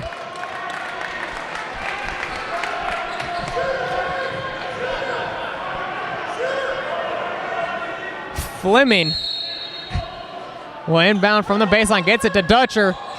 Passes to Waite, and Wool right there to hit it out of bounds. 17 seconds on the shot clock. Taylor has plenty of time once they inbound it. Fleming throws it up for Coffey. He'll get it. Stedham with the ball. Gets it to Coffey. Coffey takes the mid-range, and that drops. The Trojans right now are doing a tremendous job of sweeping the ball around, and it's just really a game of misdirection right now. The Foresters are not able to capitalize offensively. Pippinger spin move, goes up for 2, rattles around and home.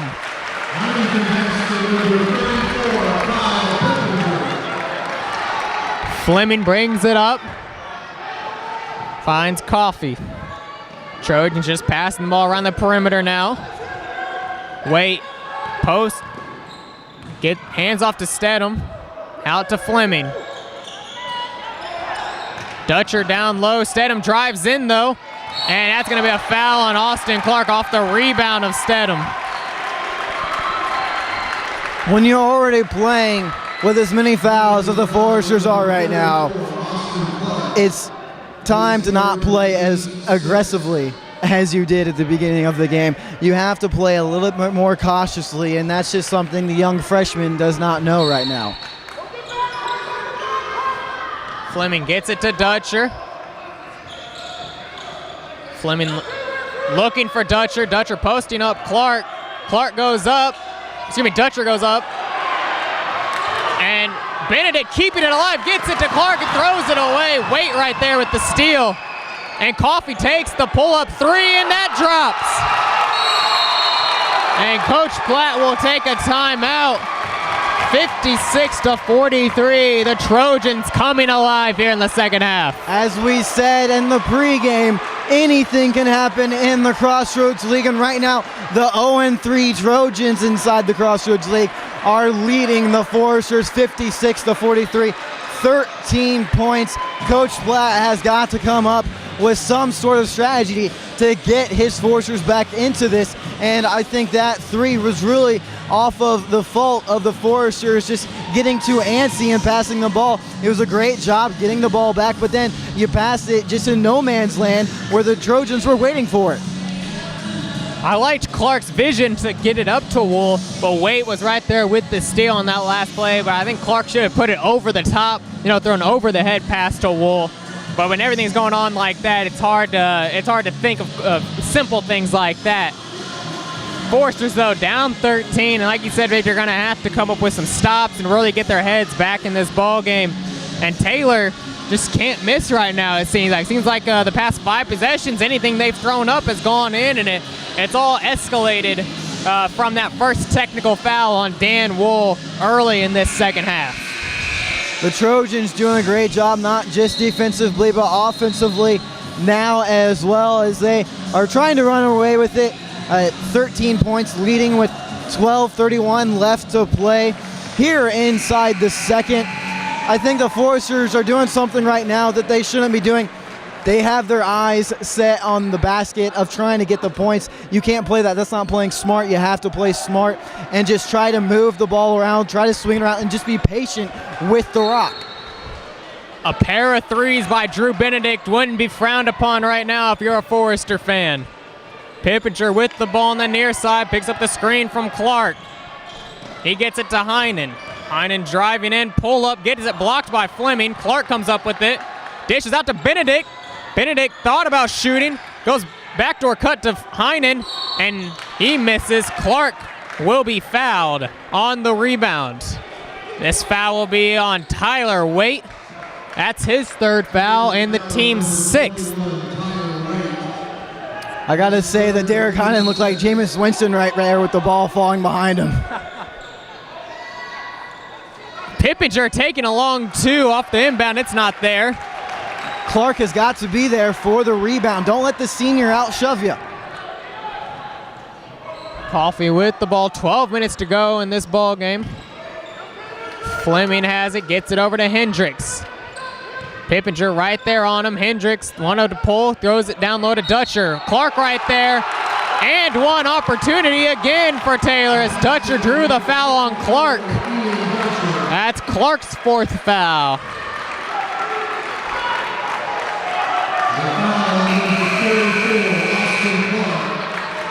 Lockwood entering the ballgame for Austin Clark now. Allison Dutcher to the line, a 60% free throw shooter. And he misses that one. Wool comes up with the rebound.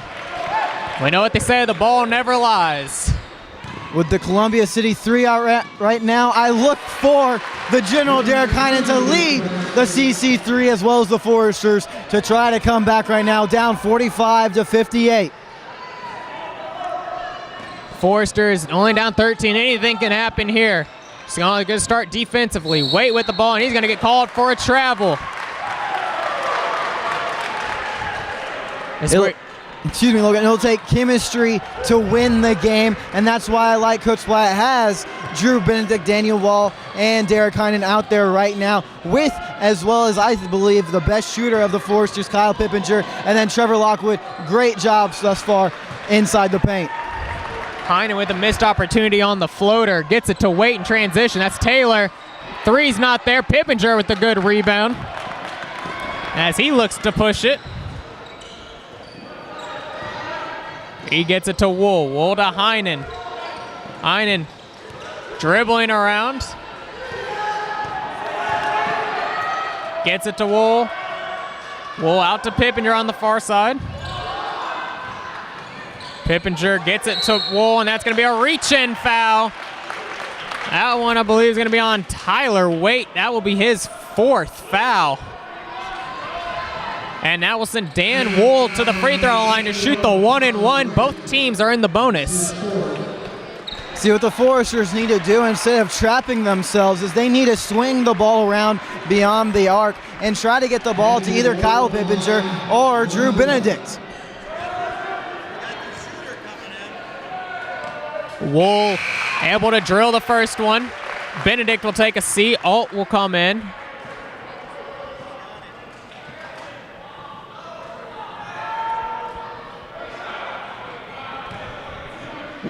Wool needing to convert on this free throw, so he gets that one to fall. 11-point ball game, 10:38 remains. Platt Arena starting to get rocking here. Still rocking like downtown. Very nice analogy, Logan. 10:23 left to play right now. And there will be a foul as well as a timeout taken by Taylor. They're going to say Coffey stepped out of bounds and came in and got it. So it's going to be Forester basketball off the turnover, as now timeout on the floor. Forester is down by 11. Victor, we've seen the Foresters kind of fight back a little bit, but a lot has gone against them. What do they need to do to catch back up to Taylor? Well, you caught me off guard with that Times Square reference. I lost my train of thought, but I got it back. And what I was going to say is that I need to see more of what I saw Kyle Pippinger do, and that's saying, hey, I got this man, I got this man. And that's the leadership the Foresters need right now. You need to have the communication. You need to say, hey, I will guard him, but you do your job. And that's what I think Kyle Pippinger is looking to do for the Foresters right now. So not only do the Foresters need to get the ball to their three-point shooters in Drew Benedict and Kyle Pippinger, but they need to take charge. We see Benedict back in for all. Foresters run a little bit offense-defensive set. Benedict goes into the lane looking for a foul. Couldn't quite get it. Fleming gets it up for Taylor.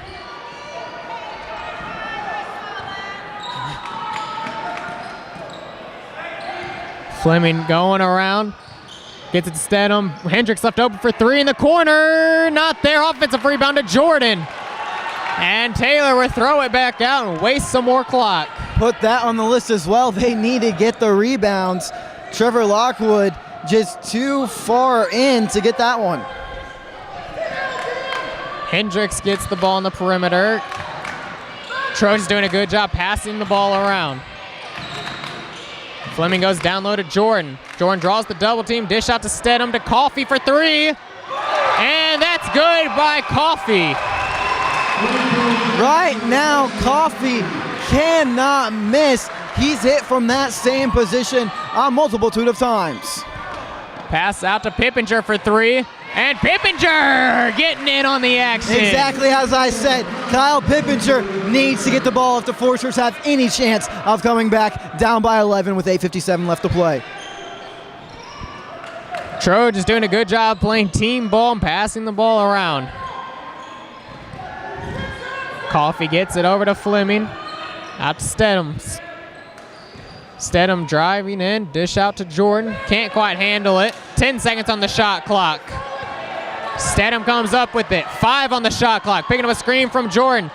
Stedham loses the ball on the ground, and Lockwood comes up with it and gets it to Heinen. Pippinger has really stepped up, not just on the offensive side of the ball, but defensive as well, as his team needs him. Pippinger with the ball. He's looking to drive. He will get fouled. And with the Foresters being in the bonus, Pippinger will go to the line to shoot the 1-and-1. That foul will be on Kyle Stedham. Pippinger is the Foresters' best free throw shooter right now, shooting 83% from the line.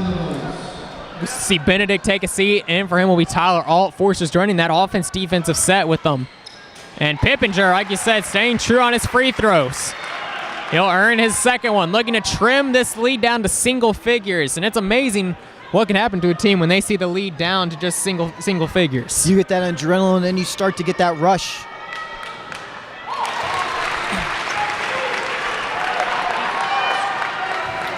Fleming will bring it up after Pippinger drills the second free throw. 9-point ball game.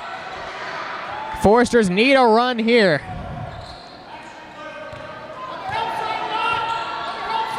Coffee gets it over to Hendricks. Hendricks drives in and will be fouled by Wool.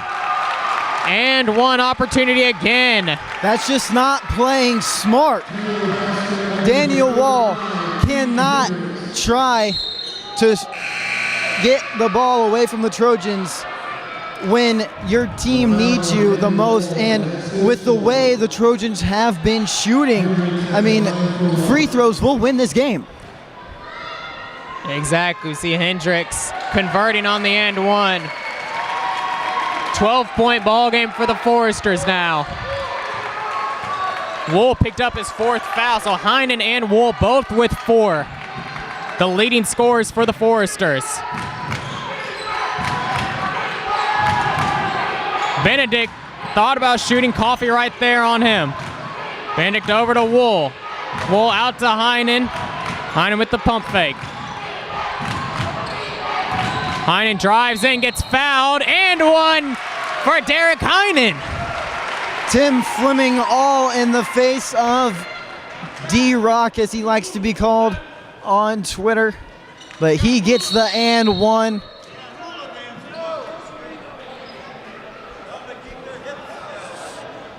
So we will go to the under 8 timeout. Although, never mind, there was a full timeout before then, so we will skip the media timeout and go straight to the free throw from Derek Heinen. See, once again looks to trim the lead down to 9. Heinen's 50% from the field, or excuse me, from the line this game, and he misses that one.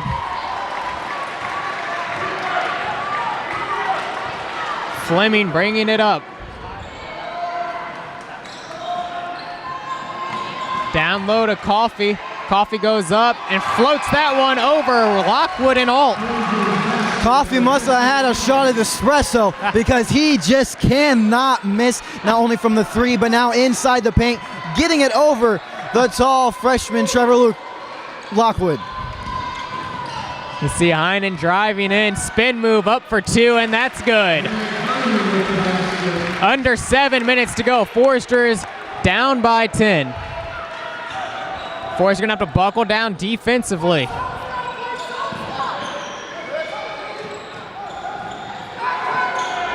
Hendricks gets it to Coffee. Been the hot hand in this second half for Taylor. Ball goes down low to Jordan. Lockwood right there to defend. And Pippinger comes up with the board. Great job not giving up on the play.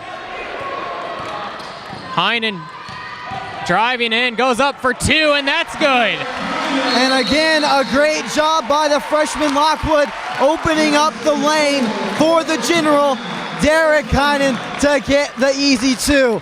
As we see the Trojans take one of their remaining 4 timeouts, 3 left for them. 8-point ball game for the Foresters. Heinen's been just taking over offensively, maybe getting a little bit of tunnel vision himself, but he's been able to convert on those layups in the lane, and I think the Foresters need to rally around that, but they're going to have to be cautious because Wool and Heinen both have 4 fouls. So if you're Taylor, would you attack them offensively? Oh, I would absolutely attack them offensively because both of them, not only do they have 4 fouls, but they're the leading scorers for the Foresters as well. Heinen right now has 20 and Wall has 18. You take them out of the game and I mean, it's almost all over for the Foresters. That's why I'm saying Kyle Pippinger, he needs to step up as well for the Foresters. The Foresters need to see some leadership from, I mean, they only have 2 upperclassmen, so some leadership from their sophomores. Something else I've noticed from the Foresters is that Trevor Lockwood has gotten a tremendous amount of minutes so far with the foul trouble of Alec Peterson and Austin Clark, both with 4 fouls. And Lockwood right in there, and he's staying in the ball game, and we're nearing 6 minutes to go. And he's not a starter and not even the sixth man, but he's in there and he's definitely earned his minutes tonight. He's done a fantastic job, Trevor Lockwood has. It's that next man up mentality. As you just mentioned, Logan, we haven't seen Big Al Peterson since the beginning of the second half. So I really look for Lockwood, Pippinger, Wall, and Heinen, and not only senior Tyler All out there to show some leadership for the Foresters.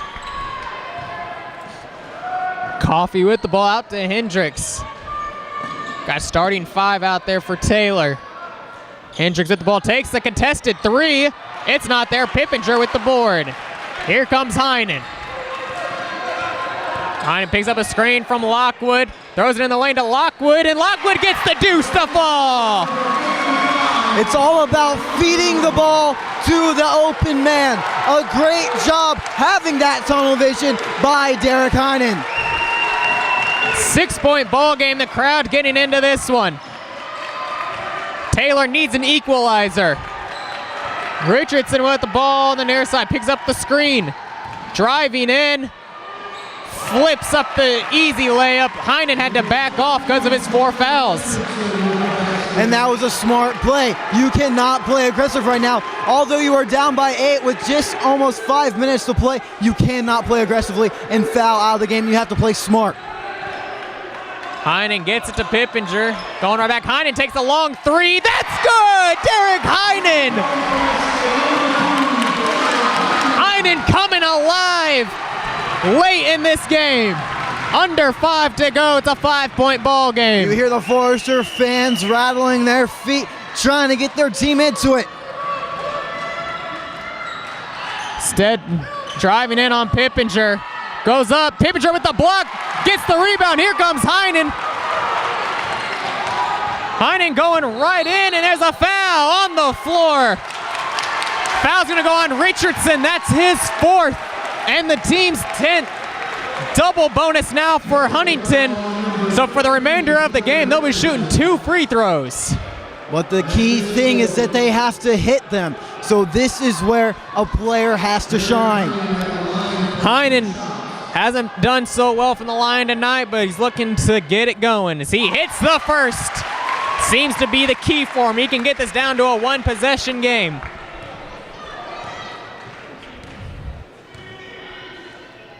And Heinen drills them both. 68-65, 4:38 remains. Derek Heinen leading this team offensively, and Pippinger doing a fantastic job on the defensive end. I'll tell you what, Logan, I look at my arm. Whoa, with the takeaway, going all the way, and he's fouled, and it's an intentional foul. He gets the intentional foul. That's going to be 2 shots and the ball for the Foresters. And now we see the Trojans not playing very smart. It's kind of like a whole momentum shift after the timeouts. If I'm not mistaken, this should be 2 shots and the ball off of an intentional foul. Well, I was just about to say, Logan, looking at my arm, I have chills, and I have even more chills with that play right there. Whoa, hitting the free throw.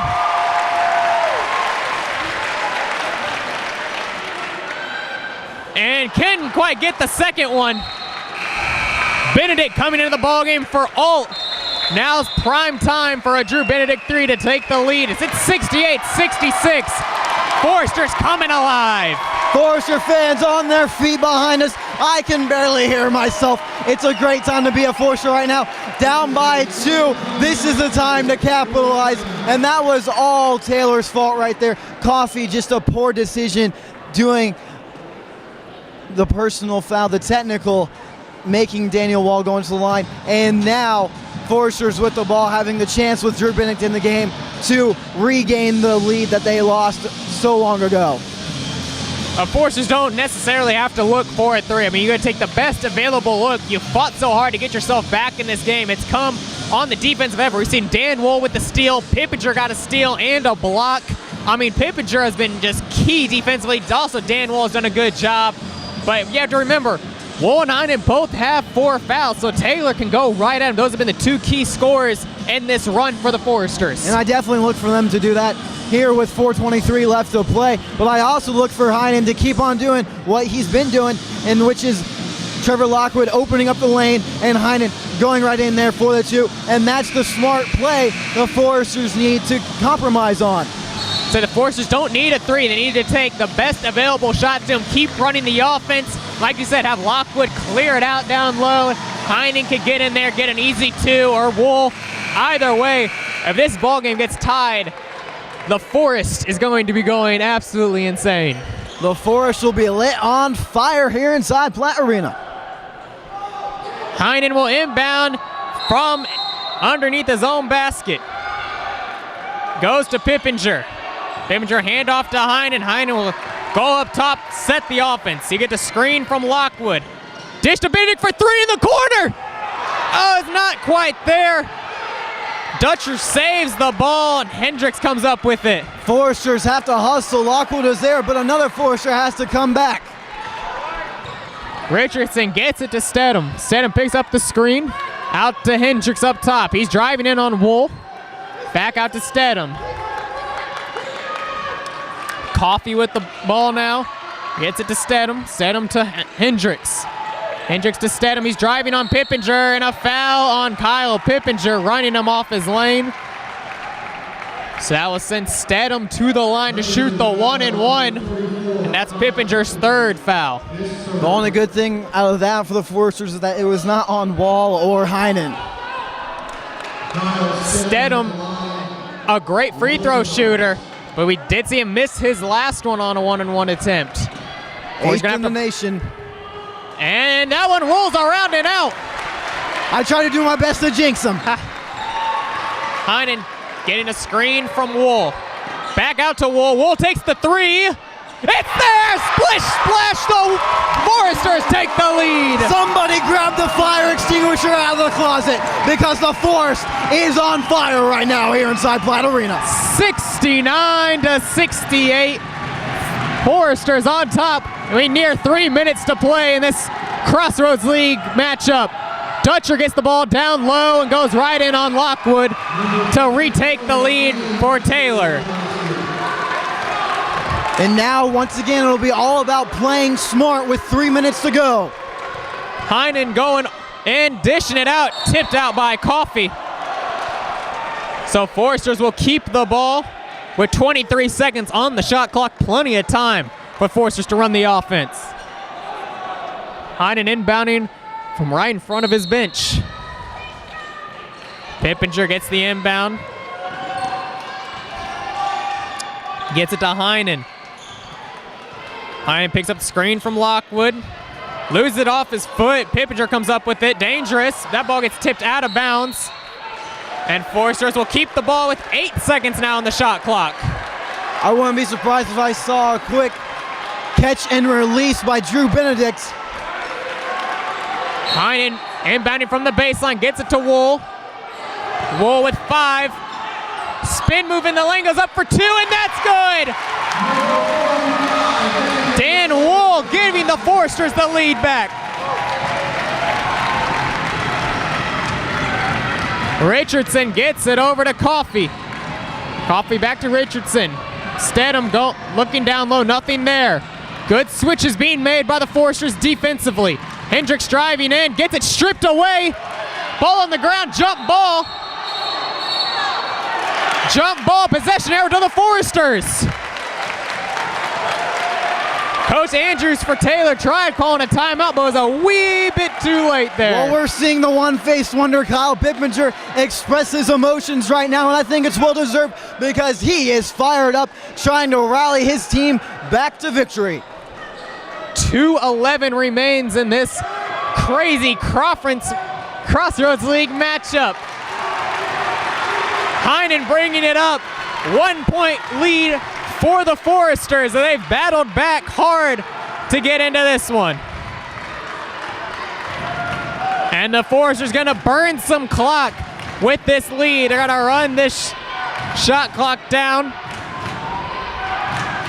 So we hit 10 seconds. Here comes the offense, screened by Wool. Heinen goes in, dish to Lockwood for 2.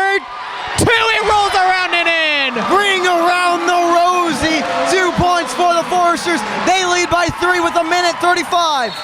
And Taylor University wants a timeout. Foresters lead 73-70. 1:34 remaining. And Taylor only has 1 timeout remaining after they called this last one.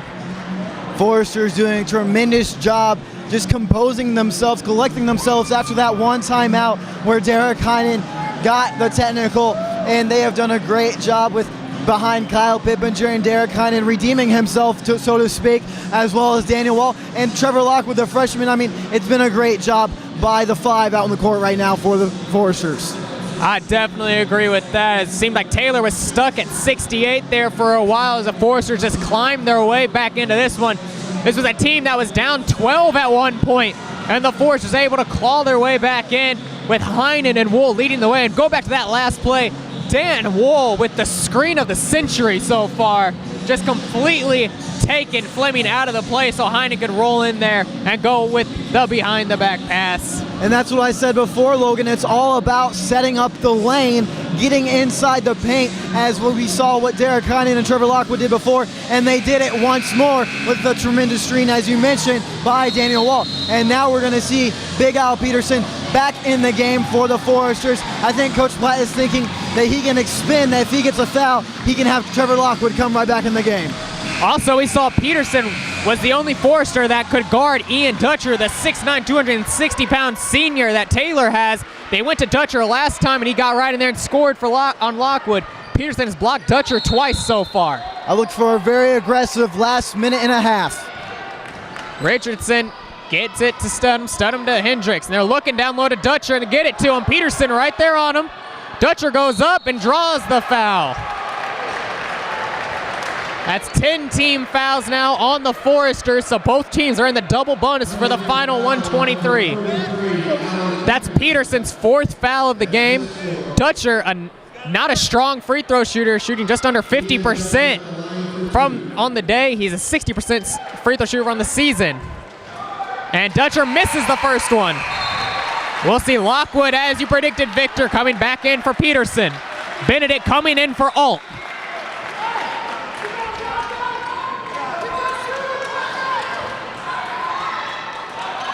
Dutcher looking to tack on 1. And he can't do that. Loose ball. Coffey comes up with it.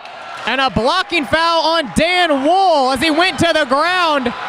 And Dan Wool has fouled out of the ball game. I don't know how that can happen when a player's on the court, on the floor, how a foul can be called on him. But Daniel Wall will head to the bench and get a great applause from the Forester fans. It'll be interesting to see who Coach Platt decides to put in. My guess, I would want Austin Clark in the game. But it seems like they're going to put Tyler Alt in, go with a smaller lineup. And Wool will take a seat. We'll see Dutcher take a seat also after missing those free throws. Tyler Waite comes in for him. But nonetheless, Coffey gets another chance to tack on a few points with the clock stopped. I think the Foresters will go small on offense, and then Coach Platt will bring in Clark for defense. Coffey drills the first one. He's a 73% free throw shooter on the season. Perfect tonight. And Coffey's able to hit both. So Heinen will bring it up. Heinen brings it up with 1:15 remaining in the Foresters, and Coach Platt will call a timeout. Both teams have 1 timeout remaining. With 1:13 remaining in this ball game, the Foresters lead 73-72. However, Dan Wool for the Foresters has fouled out of this ball game. If you're Coach Platt, Victor, who do you go to in the crunch time? Well, in the crunch time, there's almost 3 players that I look to. Number 1, I'd have to say Kyle Pippinger, because we've seen him hit the shot when it mattered the most before, when the Foresters were down. Number 2, I'd say number 2, Derek Heinen. And then number 3, I have to look for Drew Benedict, because he is fearless from anywhere on the court. And when the Trojans have done this good on defense as they had, going from the 2-3 to the zone, that is the guy you would have to look for. But I was also looking on the inside of Trevor Lockwood, and if Austin Clark comes back in. But shooting-wise, Kyle Pippinger, Derek Heinen, or Drew Benedict. Well, we see Benedict, Heinen, and Pippinger all on the floor for the Foresters. Benedict gonna inbound it to Heinen. Foresters gonna burn some clock. 20 seconds on the shot clock. They can get this down to near 50 seconds left in the ballgame if they use it all. We've hit 1 minute to go in the ballgame. Heinen picking up the screen from Lockwood. Lockwood goes to the ground. Benedict gets it, shoots a 3. It's good! Drew Benedict with a huge 3. Shot clock cheese by Drew Benedict. As I said, Logan, fearless from anywhere on the court. Are you sure he was your third option? We see Stedham go in and get fouled. And that foul will be on Kyle Pippinger, his 4th foul. And that will send Stedham to the line to shoot 2. And a very good free throw shooter. 90% on the year, 8th in the nation. We can't stress that enough, emphasize that enough. And going back on the 3 by Drew Benedict, I have to say, I think a Trojan even got his hand on it. Stedham able to hit that one after missing his previous 2. Fleming will check in for Richardson and Taylor. 41 seconds remain. There'll be 41 seconds remaining. Stedham able to hit that one. So Taylor doesn't have to foul, but they're going to go with some minimal pressure. There's about a 5-second differential, and there's a foul there. That's not what you wanted to do if you're Fleming. Trojans not playing smart. Fleming, just a poor decision. You cannot play that aggressively. I can't stress that enough. When you're down only by 2 with 33.8 left to play, you cannot play aggressive. You have to be cautious. Well, there's a 5-second differential between the shot clock and the game clock. And if you're going to foul, you don't want to foul Kyle Pippinger, who's perfect on the night and the best free throw shooter for the Foresters. We mentioned this before as well, 83% on the year. Well, that was Fleming's 4th foul, and he exits. He'll get coached up on the sideline. Richardson comes back in for him. Pippinger looking to make it a 2-possession game, and he does to extend the lead to 4. 33 seconds remaining. Richardson bringing it up court. Don't foul if you're the Foresters. Richardson spin move in the lane, misses it. Benedict comes up with the shot and is fouled. And Benedict will go to the line to shoot a pair, and I believe Jordan Richardson, the junior, has just fouled out for Taylor University. That was a blatant foul again, a poor decision by number 13 Richardson, grabbing the arm of Drew Benedict.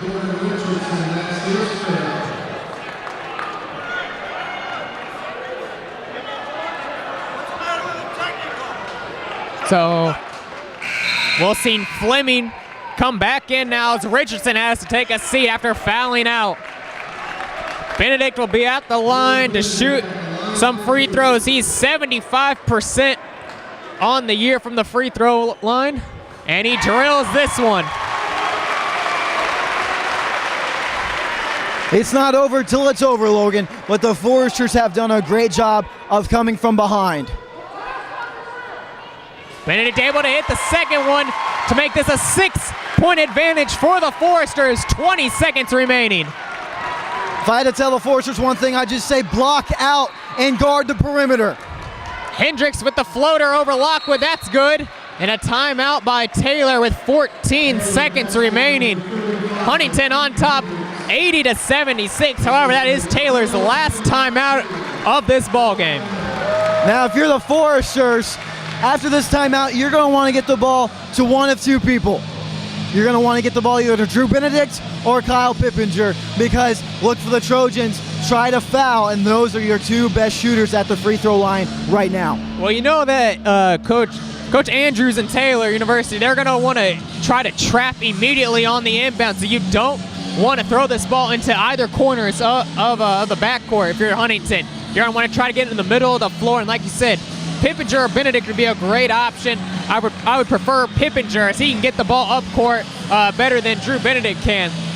But you're going to, even if it's Derek Heinen, we saw Derek Heinen come alive late and hitting his free throws. The forwards are going to have to be smart with the ball, not throw it into the corners, and be ready for a press from Taylor. And Taylor might not foul right off the bat. They might go for the quick steal, but if it's not there, Taylor's going to have to foul. Being smart is the way of play here today inside Platt Arena. And I wouldn't even put it past the Foresters to try a Hail Mary pass to get the ball on the opposite end of the court and try to call a timeout. Now the Foresters do have one timeout remaining if they can't get this ball in. If they can't get the ball in, you don't want a 5-second call and turn it over to Taylor. So they do have one timeout to burn if they find themselves in trouble. And they'll have to remember that. Alt can run the baseline. So he gets it to Benedict, and he's fouled. As I mentioned, one of the two people you want to go to the line right now if you're a Forester. Benedict just hit a pair. Looking to go to the line. They try to make this a 6-point ball game again. Drew Benedict at the line for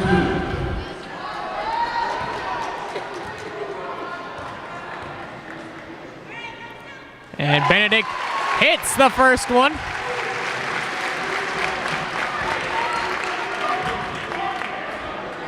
Looking to stay perfect on the night.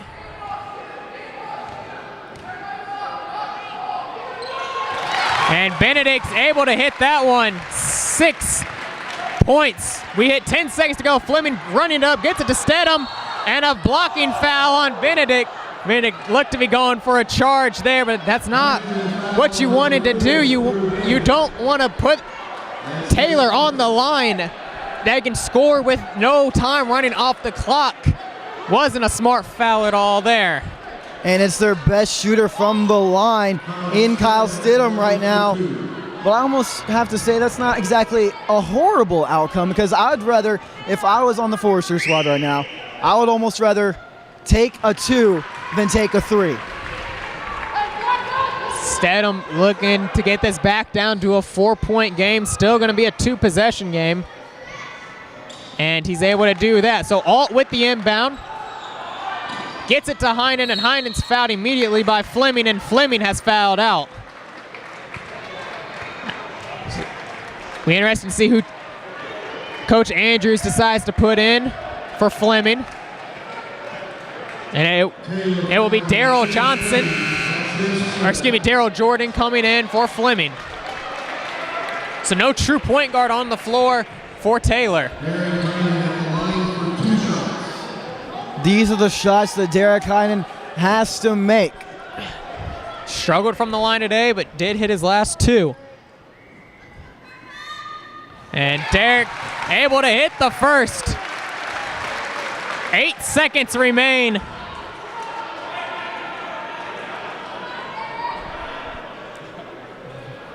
Heinen looking to make it a 6-point game again. And he's able to do that. Stedham gets the ball, looking to push. Drives in on Lockwood, gets an easy 2 with 4 seconds remaining, and Benedict gets the inbound and is fouled immediately.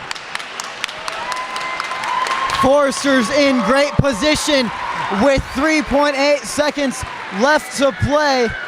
This is a 2-possession game right now for the Trojans, as well as Drew Benedict going to the line. This might become a 3-possession game here soon enough. Jesse Coffey is fouled out for Taylor. That's another player fouled out.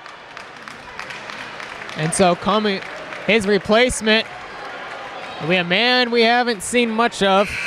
It'll be Eric Sellier, the 6'3" sophomore guard from Northwood, Ohio. And Benedict front iron on that free throw.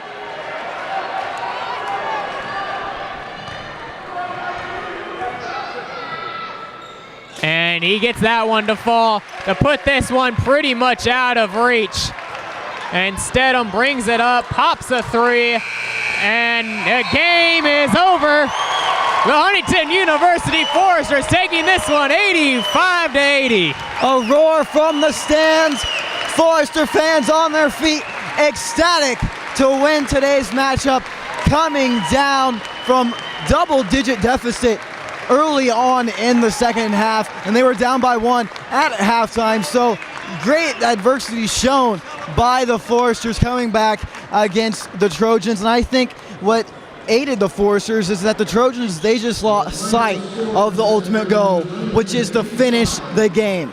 And that's exactly what the Foresters just did for them. Forster did a great job finishing business, taking care of it. Taylor could celebrate a little too early, like as we like to call it. And Huntington came back and got a much-needed home victory here in the Crossroads League. Well, we just had New Year's. You don't celebrate until the clock strikes midnight. It's a great way of putting it. As the clock hits 0, the Foresters take this one 85-80. And this is FDN Sports. I'm Victor McCarty alongside Logan Hunt. We'll take a break here on the Forester Digital Network to be right back with final stats as well as an interview with Coach Platt. Okay, I didn't think we were going to win that game. I didn't think we were down 15. I thought we were 15. done. I figured they'd end up being more than like 20 points we lost by. They never quit. Yeah. And they started getting free throws when we absolutely had to have them too. You quit? Huh? You can quit. Where else you go? After that second sentence, boy, I thought it was debilitating. Demoralized. 3 points and then the ball at the same time.